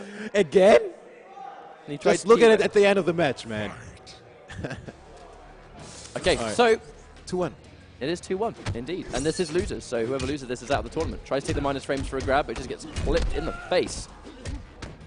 Take grabs for another time. Yeah, like you said, we've seen more and more coming out as the match progresses. Doesn't make it with this time. This will hurt. Foxy's still content going for his wake-ups just in case. Happypow is really showing Foxy now that he's not consistently able to make it with. So until he can do it 100% of the time, Foxy will take that gamble, I think. But the wake-up... Oh! Giving a taste of his own medicine there. Very much so. Oh, yes. No jump for you. Probably looking for a dive kick. Straight punch to stay a lot. What? Oh, no conversion. That would have been sick. Teleport. Can't break. Wait a minute. Oh, right as the magic frame allowed him to break, he died. Foxy one round up, but look at the meters. Out of there. Can't confirm into hat because there is no hat to use. Oos believes in it. Oos stunned. Oh, wow. What a read. That is a hard read, but it's going to pay off. It's an air dive kick. I seriously. Look at that. How could I forget? Buffers it. He's buffering. Oh, buffering. But no ground pound for 2 games. True. Rips. Again, the reads. Things that will actually be an armor for the meter burn version also, I believe. An armor? An answer. Oos. Already dedicated into the tick, so he can't full combo off it. X-Ray is in play once again. Wow, the last 3 did hit. You know it hurt Happypow's soul having to throw away those 3 bars. Yeah. Oh, gets hit by it. What is he looking for? No interruption there. Down 2. Oh. He tried it again. Is this going to kill? Not quite. Are we looking at a knee? Oh! Meter burn dive kick. All over the place. All over the place. The classic fatality. All right. And we got an achievement. We got a trophy. 2 trophies in 1. Yes! It's a gusher, ladies and gentlemen. So for the stream you haven't been able to see, these guys have been posing to each other the whole set. Final game, Mitsuones. Let's go. Respectively. All right, let's go, champ. Why is Happypow he's jack? Big start there. Towards the corner as well. What is it going to be? Oh, tries the year 1 tech, the sweep. Sweep into hat. Actually, I do believe sweep into orbiting hat in the corner does still have launch properties. Yes, it's still launch. You just don't really see it because I think Kung Lao's favor the pressure. There we go. All right, from one corner to another. Going for the repositioning. Another read. He knows. Foxy was not doing this before. And again, tries to go for the orbiting hat. It feels like sometimes it either works or it doesn't. Yes. So I got the gotcha gap. And I don't think Wake up forward 1. I think he knows Happypow's going to press buttons there. He's going to break. No. Of course he won't. He's got bar. Is it an X-ray? I don't know. At this point, is it an X-ray? It won't kill from this health. What so is it? Maybe not. What is it going to be? Oh. Well, that's not his decision to make. Drag. Match point for FoxyGrampa. So Here what we is go. it going to be? Round 2. Fight. Is it going to be the set for Grandpa or I'm eyeing up those bars, man. still there? Yeah. Okay. In the face of defeat, still buffering. Oh, he's going out like a champ. If he is. Still in there. We're going to see it confirmed there. Does allow the hat to come back in time. Uh-oh. He's in the corner. Oh, no. Down 4. A down 4 on block can mean death. Because you just got to hold these staggers all day. Get hit by a down 4 pressing buttons, it's plus. Just allows the meter build. He's going to build another bar. He needs to make something happen right now. He needs it. Woo! Oh, yes. Fine. Wake up, knee. Knee! He still has 2 bars to work with. That means 1 break. Oh, Hang on. Jump. He ran into. He's lost his stamina. No break to be Here had. it is, though. This is huge. No! Jumps over it. Breaks. Here it is, though. This is going to be clutch. Believed in it, but didn't pay off. Great showing, though, by Happypow. That was a good set. That was a great set. That was a wonderful performance right there. That was a great set. I think Happypow did really well to get into the top 8. I think, like, of all the people, he was definitely, you could say he was messing around the most. Oh, yeah. Like all over the place. He made the best. He made the most out of it. He made the most of it. Yes, indeed. But I do believe that is a winners finals up next. Yeah. So we're waiting for the next match. We're going to see. It's hard to call. I think it's going to be a sick winners finals anyway.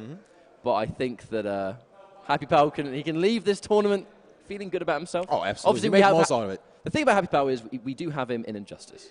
So, yeah, this was just, the fun game. This was the appetizer. Yeah, As much as we all love Mortal Kombat, the big one here is Injustice Pro Series. And with Happypow being in that, and he has a bunch of points himself, this was get his hands warm, get in that tournament environment, and then play in the top 8. And Foxy, obviously, is going to go as far as he can. But we have a winners finals, which does mean that we have a commentary change as well. We have a switcheroo. It's been a pleasure. It's been an honor, man. Finally, we were commentating Mortal Kombat offline. It's been a pleasure. For the first time. For the first time. For the first time. On neutral grounds. But yeah, I'll leave you to it. And yeah, enjoy the rest of the top 8.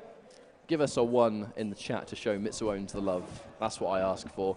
But we have our bracket up here. As you can see the results, it's going to be Beast Coast Biohazard versus RZA for our winners finals. And in our 4th place situation, it's obviously Storm versus Foxy. And then the loser of Biohazard and RZA will go head-to-head in the losers finals. So our top 4 is going to be Foxy, Storm, RZA, and Bio. And I'm joined by Mustard. Welcome. Hi, mate. How was things? How about this top 8? It has been everything we were kind of hoping it would be, right? And I was almost going to like look to the ultimate, because it's not a traditional uppercut, right? The well, no. If it's a Storm down 2, it's exactly. But we're Triborg, so it's like you got to curve the arm a little bit. Yeah, it's like really. It's that really mechanical like that. It's been like this is like a Triborg-less top 8. What's up with Europe? Why no like the cyborgs? Should have got like 4 of them. You have absolutely should have got top 8, mate. I mean, I tried. I almost did it, but not quite.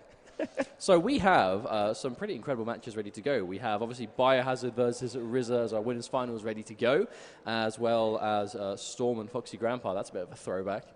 There's so many of these classic matchups. Like the one player here that I would say is not. I don't want to say not classic, because RZA's been around the entire time. That's why he's so good. He's just been playing in all of the European tournaments, the Yuzu Arena tournaments, Rotterdam, Viennality as well. RZA has been in tournaments in this part of the world, but we didn't really see him a huge amount in Pro League, which was, that was like the staple competitive circuit for Mortal Kombat X for its lifespan. So we've seen Biohazard play the likes of Storm and Foxy. We've seen Storm and Foxy go head-to-head all the time. But RZA, how many times have we seen RZA fight Biohazard before? I mean, have they ever been at the same event? I know Viennality last year. I can't remember off the top of my head if Bio entered that, but it actually looks like going into this match, it's going to be Kano Cutthroat as expected from Biohazard. And it actually looks like Metallic Tremor, is this? Or is this Aftershock? Oh, it's Aftershock. Remember, Metallic has the... it has the mask, of course. Golden. The maskless is Aftershock. Actually looks like they're just going straight in. It does actually. This looks like a real match to me. Yeah, I think this is it. This must be a real match. No button checks to be had, I think. Yep, this is a real match. Here we go. Viennality 2K18. This is our winners finals for Mortal Kombat X. Biohazard from Beast Coast versus Yuzu RZA. Right, now RZA, we have to remember, he is the reigning champion of Viennality. He was able to win it last year. He's looking to kind of two-peat, get that back-to-back win with Biohazard. We saw him go Ferritor earlier on, but then go to Kano when things weren't quite working out. It looks like Kano is more of a stable pick for now. But Aftershock, obviously Aftershock has a bit more of a full-screen presence, or I suppose a very unorthodox full-screen presence. And wow! Or you can just throw a boulder at him, that'll do. You have to be missing those cancels, right? He's not going to be getting the armor, he's not going to be getting the flash parries. That's the big thing about Aftershock. Still has the flash parries, right? Because it's off the armor. The flex. You cannot flex upon them. The flex he loses. Wake up forward 1! Wow. Well, no, I believe RZA does have experience in the matchup. Obviously, RZA playing the likes of Yupei, who is the best cutthroat player in Europe. So you're going to have a lot of experience fighting Kano going against him. The backdash, immediate knowledge. If he expects the up ball, he knows that backdash and a whiff punish is the answer to that. Okay, now RZA opting not to go for setup there, just being patient. I think perhaps he's expecting Bio to go for wake up ball. You're spacing it out. Oh my, he's literally not even finishing. He wants to keep this completely unbreakable if he can.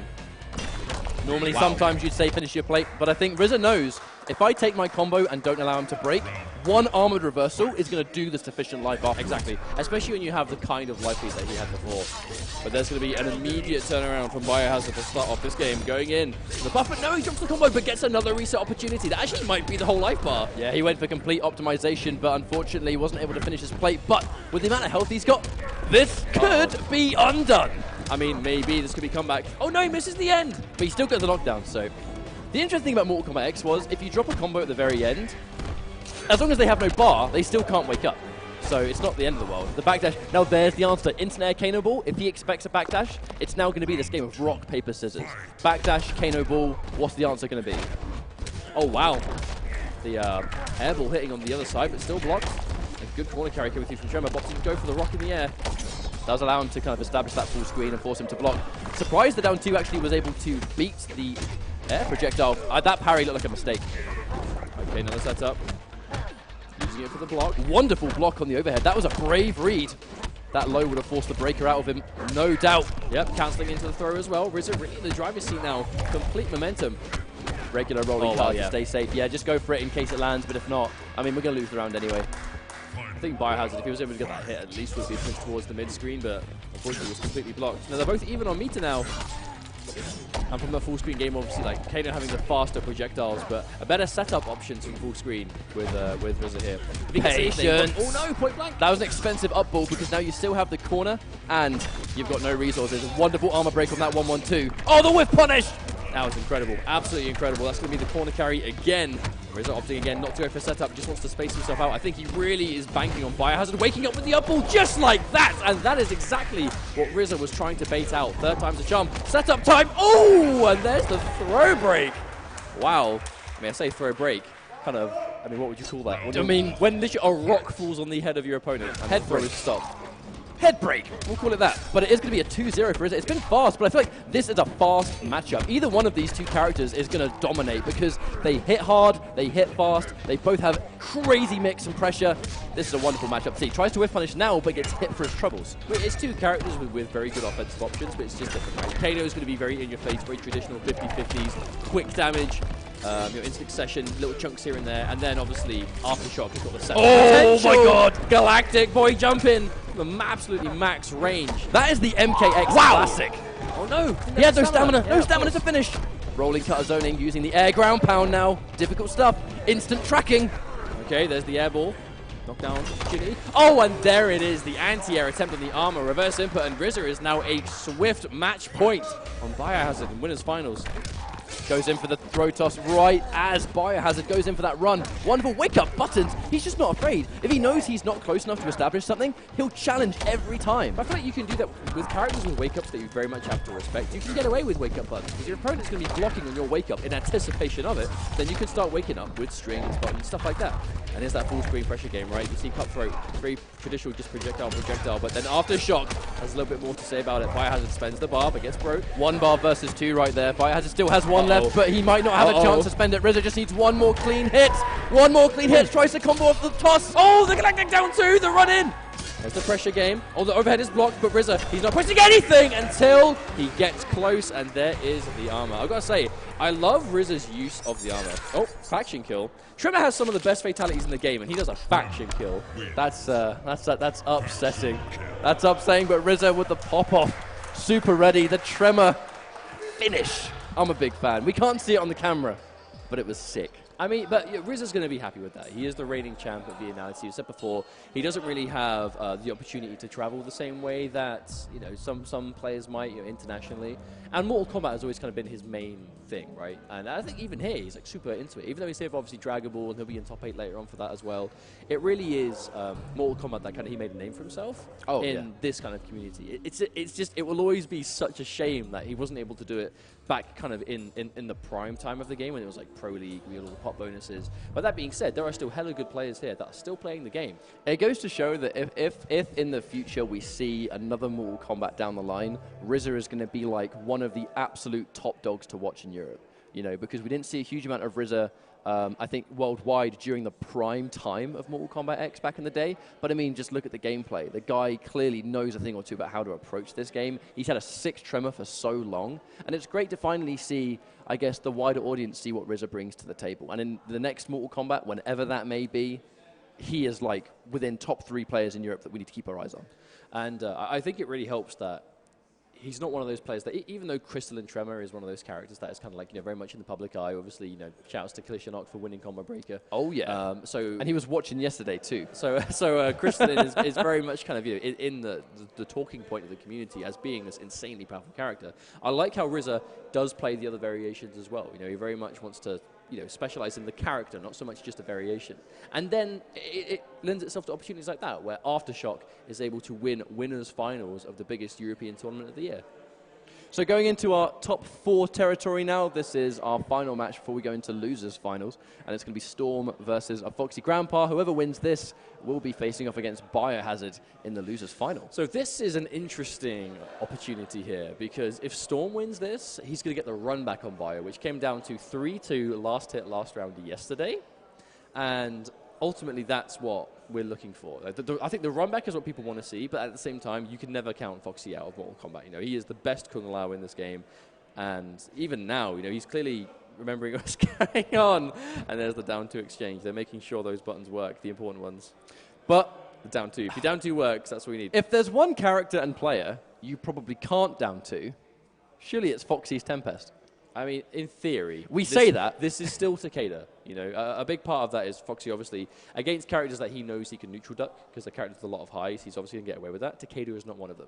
You know, with his buttons being almost exclusively mids, you really can't get away with neutral crouching. You have to be careful. So this is our losers bracket action. Storm versus AFoxyGrampa. Immediate hard to blockables, and we're just going to get the damage cash out and establish that full screen game. This is quite a traditional matchup. Storm versus Foxy, Takeda versus Lau, and the immediate purposefully neutral ducking. Yep, Storm doing it to Foxy nice and early. And there it is. I mean, you said before, right, if there's someone you can't just point blank down to, probably going to be Foxy. The first time he tries, he does get the crouch, but doesn't have the hat, so he couldn't get more damage. So he challenges the plus frames, that's the thing. 1-1-2-1-2. They are highs though, so maybe we'll get a down 2 in there. Okay, that's probably enough to kill. If not close, yeah, that'll be enough. And there's the first round to Storm. I do believe the names are switched, so if we can get that changed around, that'd be great. Yeah, Foxy is definitely playing Lau. I've never even seen him play Takeda. Oh, wow. Don't remember that neutral jump from Storm. Storm didn't commit to any button though. I think he didn't want to try and get anti-aired. And here's that stagger game. Good trade for Foxy. Or plus frames with a down 2 raw out of it.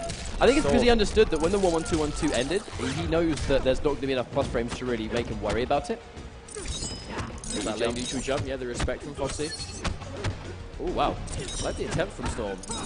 I believe the forward 2-1 is also a mid, so that this is a poke as well as a forward 1-2. Yeah, he's ready to confirm. Ready to throw it out there, and if it connects, we'll get a full combo. There's the low mix-up. Yep, and that was going to be a mix-up of throw or button, and we've seen Storm do that for so many years now. It still works. I mean, that's the delay, right? You walk forward, you make them think you can go for that throw. Plus frames. I don't think Foxy really fancies Tempest versus this character. I think he'd rather have... Okay, yeah, so here's the change to Melina. So this is the first time Foxy's gone Melina all tournament, and I think the reason for that is because he doesn't really want to be bullied within that back 2-1 range. Yeah, I mean, of course, like, Kung Lao is a character known for those kind of the stagger game, the point-blank pressure with punish potential, but I think historically Melina has always kind of done better in this kind of scenario, at least when Foxy plays. You know, it definitely seems to be more of a comfort thing for Melina in this specific matchup. And there was that point that, you know, Shiryu Takeda was massively popular in Europe, of course, the later stages of Pro League days. So obviously it was matchups you had to be ready for, and Melina was his answer to it back then. Will it work now? We have to remember, Foxy's been playing Kung Lao literally all weekend. This is the first time I think he's played Melina like a single time across the weekend. Oh, I like the delay. Storm playing from the gut. It's such a sick challenge. It really is. That you can pretty much, you know, in these situations, not be afraid to pull the trigger. Hit confirm into roll. Yeah, absolutely had to break that one. Oh, he has no stamina. He has to let it go. And yeah, Foxy's going to be wise to it. Wait for it to... In that situation, obviously, cancelling it, for those that may not be aware, obviously costing stamina. If the Takeda is holding it and he's got no stamina, he has no choice but to let it rip. He can't hold it forever. Okay, there's the restand.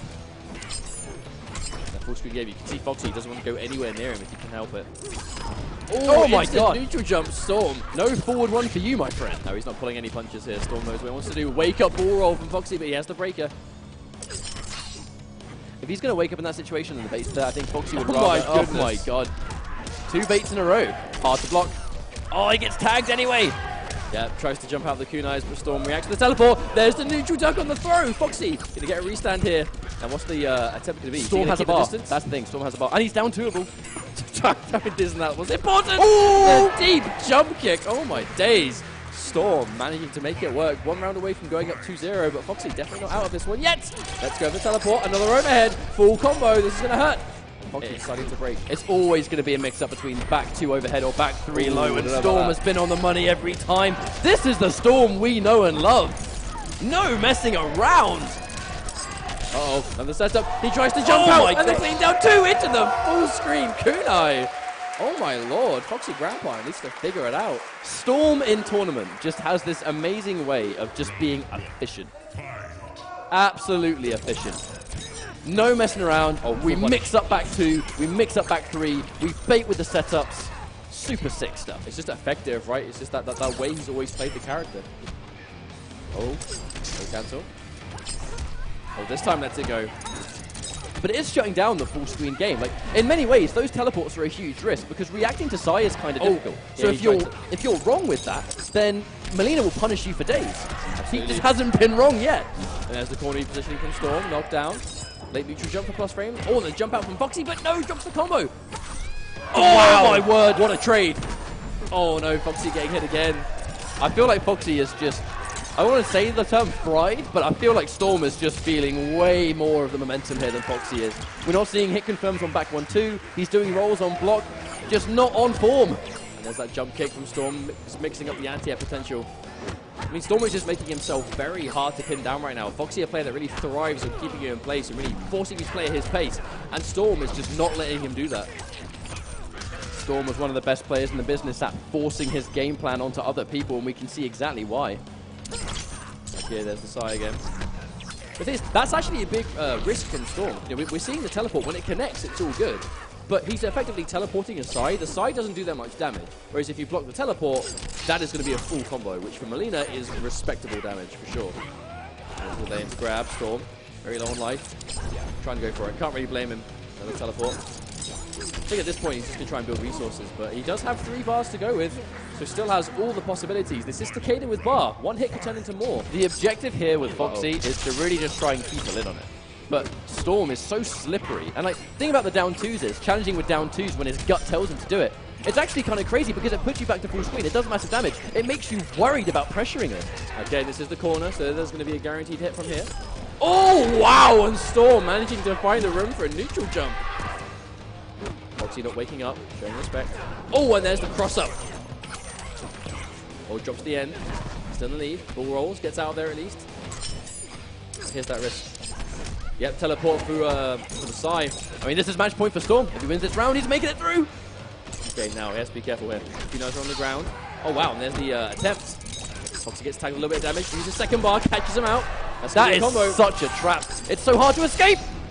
He has to watch out. And he teleport! He lets it go! Is that doing enough? Oh, and there's the chip damage from the spear. And that is, I think it all came down to that final moment, right? The second the kunais were on the screen and Foxy was showing the respect.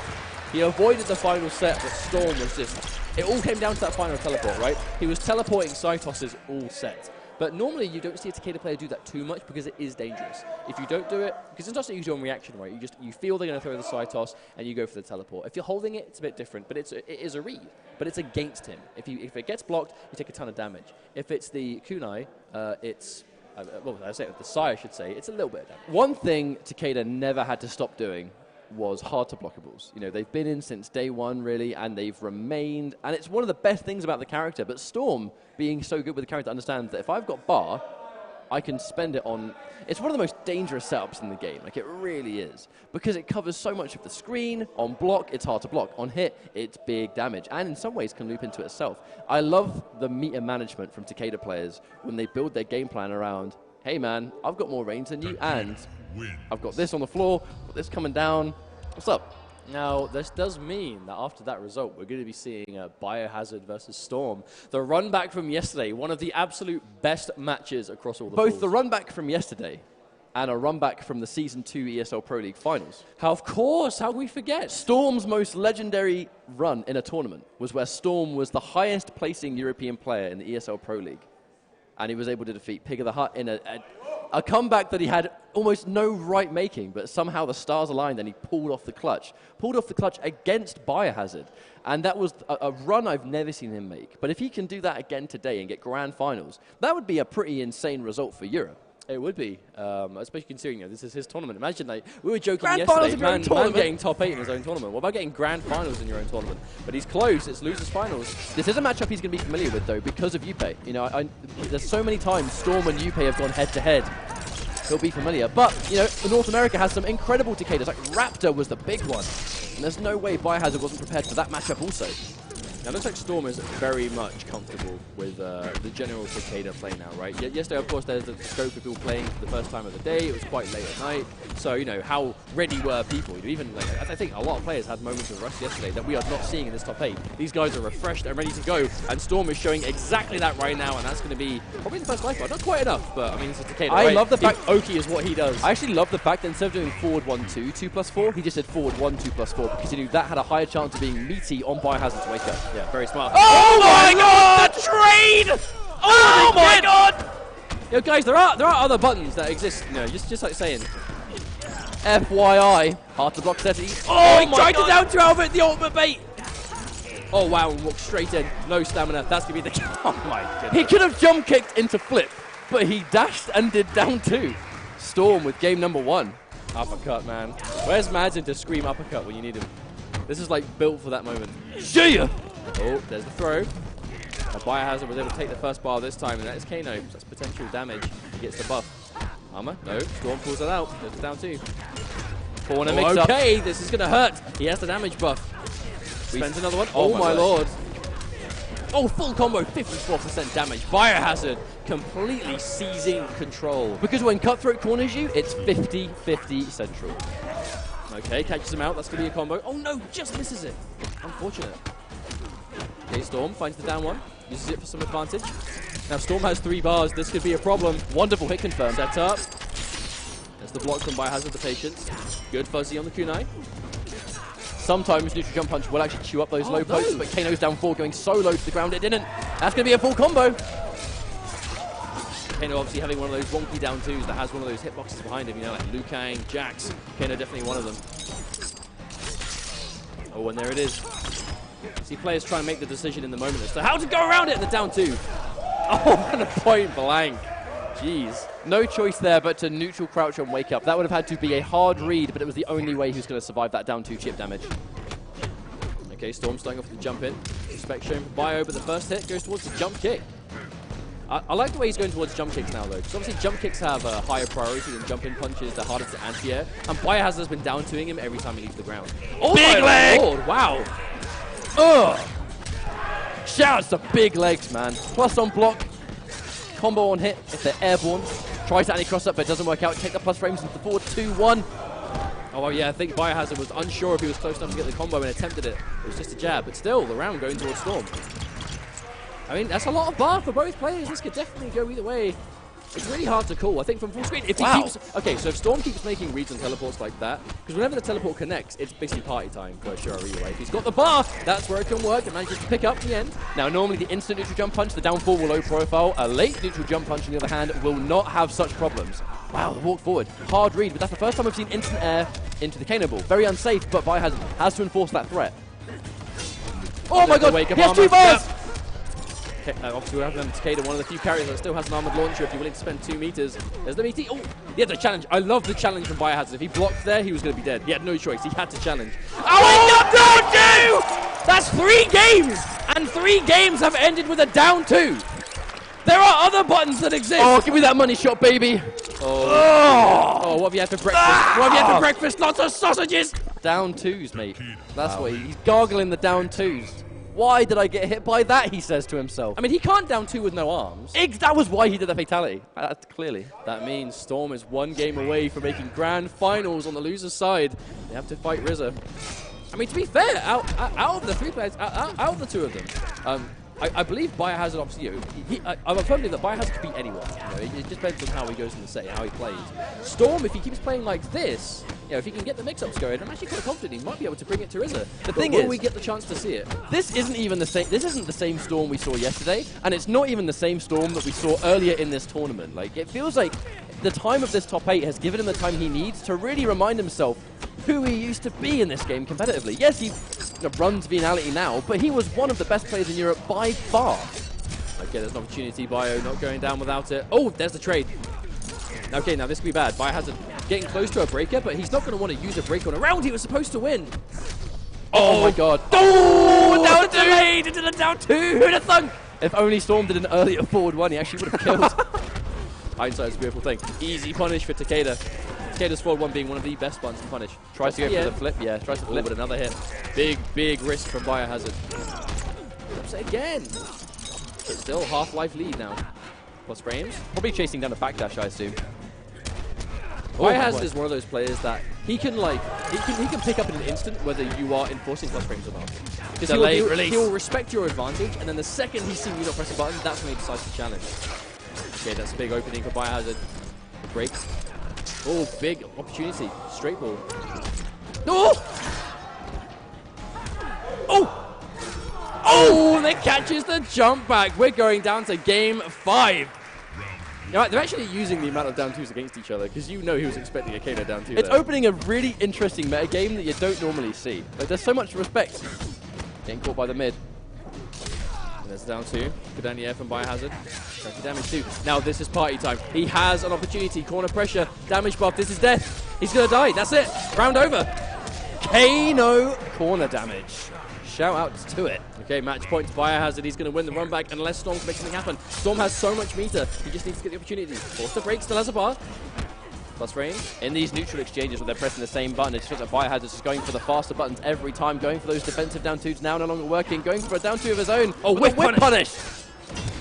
Counter poke. Oh, the lead. Oh, he combos off of it. Biohazard always ready. Oh my word, that was death. This could be game over.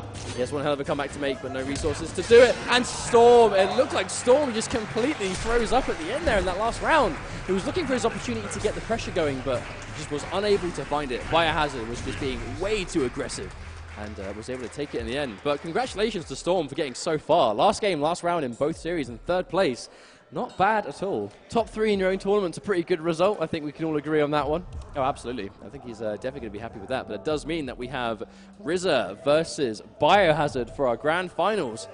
Now, what do we think is going to happen here? RZA, of course, being the returning champion from last year, one of the best tremors on the planet right now. And, of course, Biohazard in his own right, one of the absolute most tidy, fundamentally sound players in the NetherRealm community.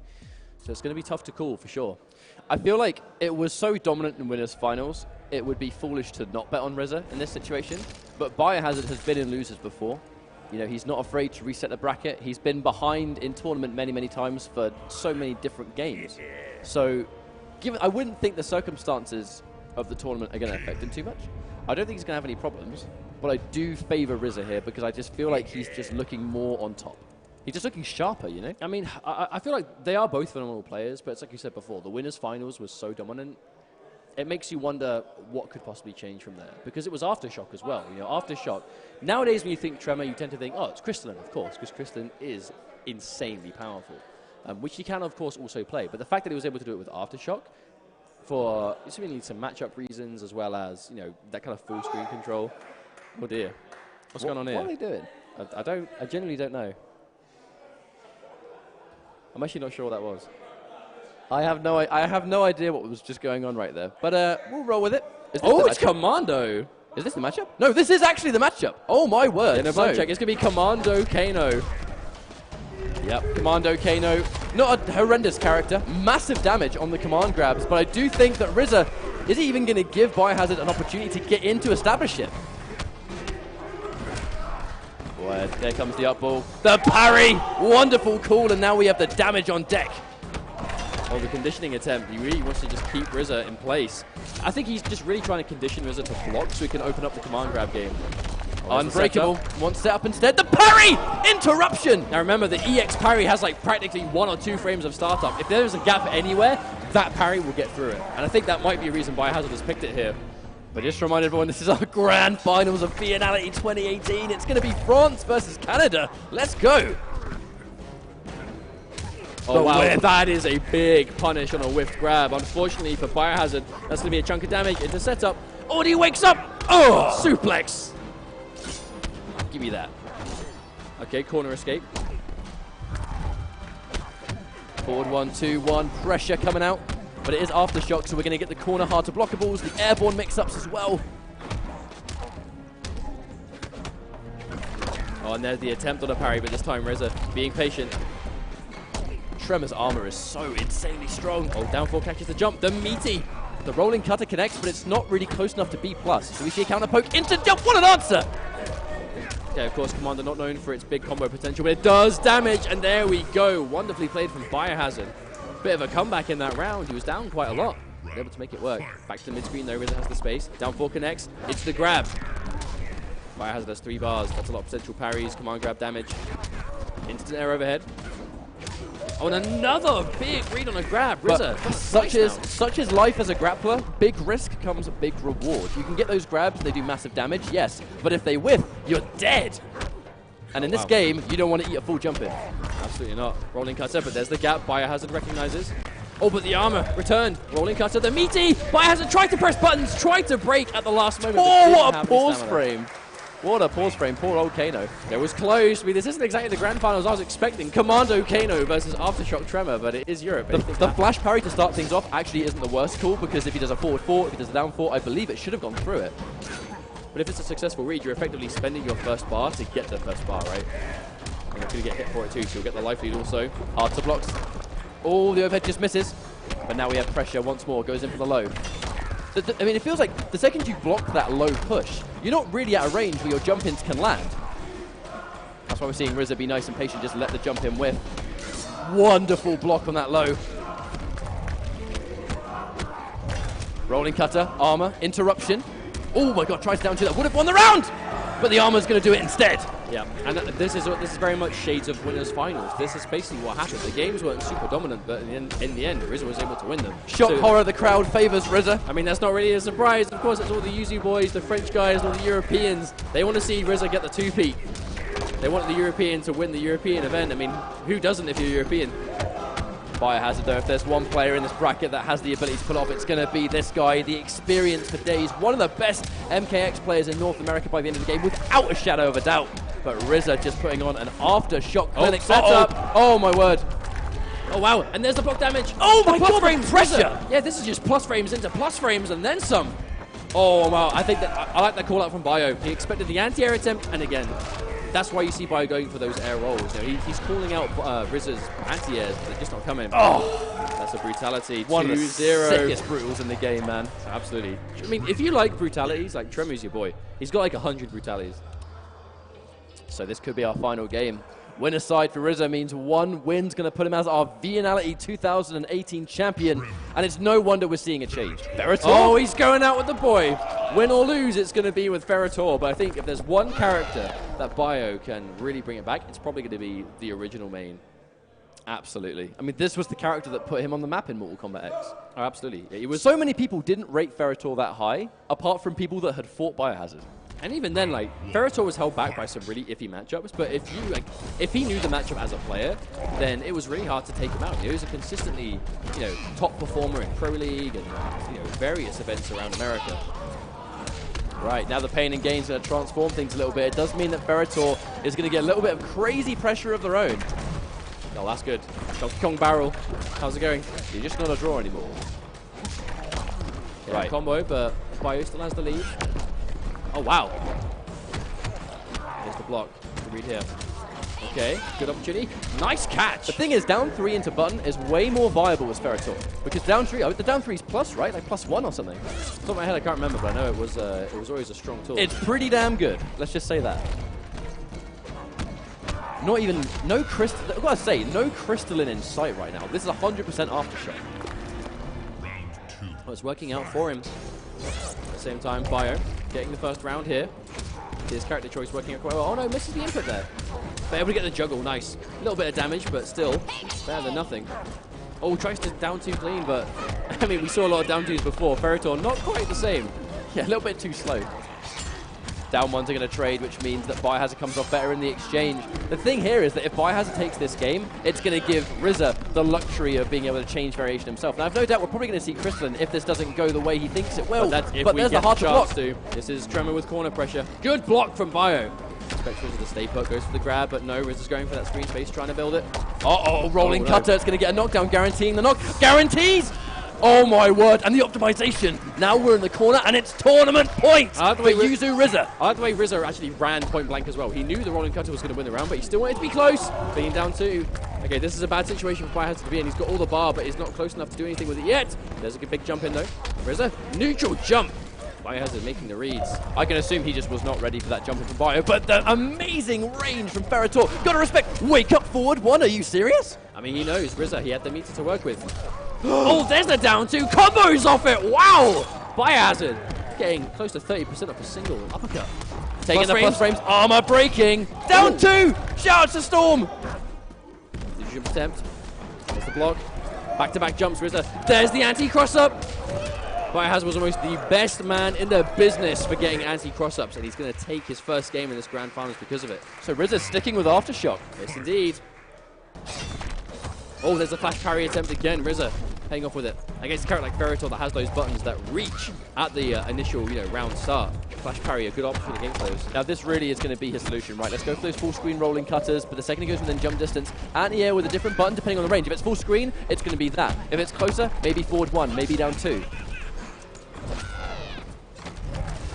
Bad trade for Bio. Yeah.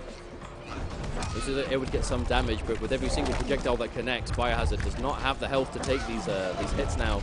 Now you're looking at chip damage on them too. Yep, that's it.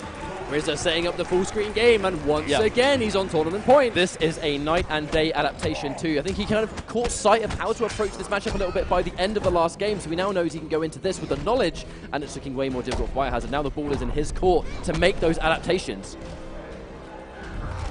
See RZA really threatening with those tremors. Goes for it again, flash parry attempt, but Bio, he's showing discipline. Not pressing buttons. Actually went for the up blast because I think he thought Bio was going to try and jump out. The limbs! Okay, combo option here. Oh no, goes to the throw reset. But it is pain and gain, so that's more damage. Armor break again! Nice anti-air. Now RZA, he's still on tournament point. Biohazard still has a round to take. That's probably going to do enough. Be very surprised if this doesn't do it. And then mid-screen too. Biohazard doesn't have to worry about getting cornered too much. This mid-screen definitely favors RZA, I would say. It's weird because it looks like tremor corner pressure is really disgusting regardless. But mid-screen also, like these rolling cutters, but there it is, uses the environment to jump straight in from full screen and gets a clean hit because of it. Oh, restand. The arm and interruption. Yeah, we're out of there. See RZA does not want to go in. He wants to play this full screen game. Really lame out Ferrator. It's Aftershock, it's what you pick the variation to do. Knockdown for another time, the rolling cutter so active. Oh! The low, yeah, I think Biohazard was expecting the overhead. Yep. It wasn't even the damage, I don't think. I think it was just avoid the corner. Do not give him the space. Shout outs to you, Blanche. See you later. Uh-oh. Okay, some chip damage. Uh-oh. Oh, he gets tagged by the low, and that's going to be it again. So RZA is going to be your Viennality champion for 2 years in a row, defending the turf for 2 years against the invading Americans and other regions. I am fairly certain that was the exact play that won Combo Breaker as well. Plus frames from the meter burn rolling cutter in a situation where you just can't fight back. That is such a scary situation to be in, but congratulations to Bio for getting as far as he did. But I mean, RZA, the 2-time champ of Vienna and Mortal Kombat X. Absolutely, let's just give it up for RZA and Biohazard, both two amazing players. RZA, of course, bringing in that European representation.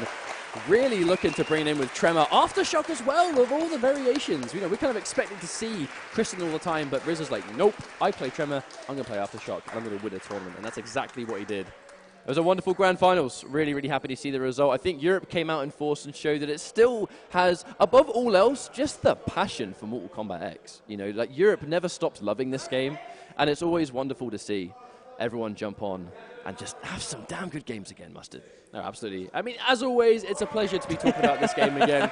We do... Did he have to get RZA to put the medal on him? Yeah. Well, can't put a medal on himself. Third place, me, put the medal on himself. I mean, I think Storm has got to be one of the MVPs of this tournament, though. Really bringing in that Takeda, reminding us why he's such a good player. But, of course, Biohazard getting second place. Congratulations. Showing us Commando, Kano, Cutthroat, Kano. Shout-outs to Beast Coast, man. Giving the brothers an opportunity to travel the world and show their dominance in all of the games they play. But our grand champion is going to be Yuzu RZA, with the tremor of Europe, without a shadow of a doubt. 2 tournaments in a row, Mustard. What a crazy result for this guy. Impressive. That is the word for it. This is phenomenally impressive to win the same, what is basically the biggest NetherRealm tournament in Europe now. 2 years back-to-back in MKX. We can only hope that MKX makes the lineup next year and he can go for the 3-peat, which, as of now, I'm very, very surprised if he could not do so. But, of course, shouts to all of our top 8 today. Shouts to you guys watching here in the crowd. And, of course, we cannot forget those of you watching at home on stream as well. That has been an absolute pleasure. Do love talking about this game all the time. Well, that is going to be all we have time for Mortal Kombat X. Thank you, everyone in the crowd, for taking part and being in this tournament and enjoying yourselves. Give yourselves a round of applause. By far, this is Mortal Kombat X at Viennality. Thank you all at home for watching. I'm going to be jumping on to some Street Fighter 5 at 1 p.m., which I believe is in 15 minutes. So you can go to twitch.tv/virtual dojo Vienna, and you can check out the Street Fighter 5 action there. But that's all we have time for. Thank you for joining us, and we'll see you next time.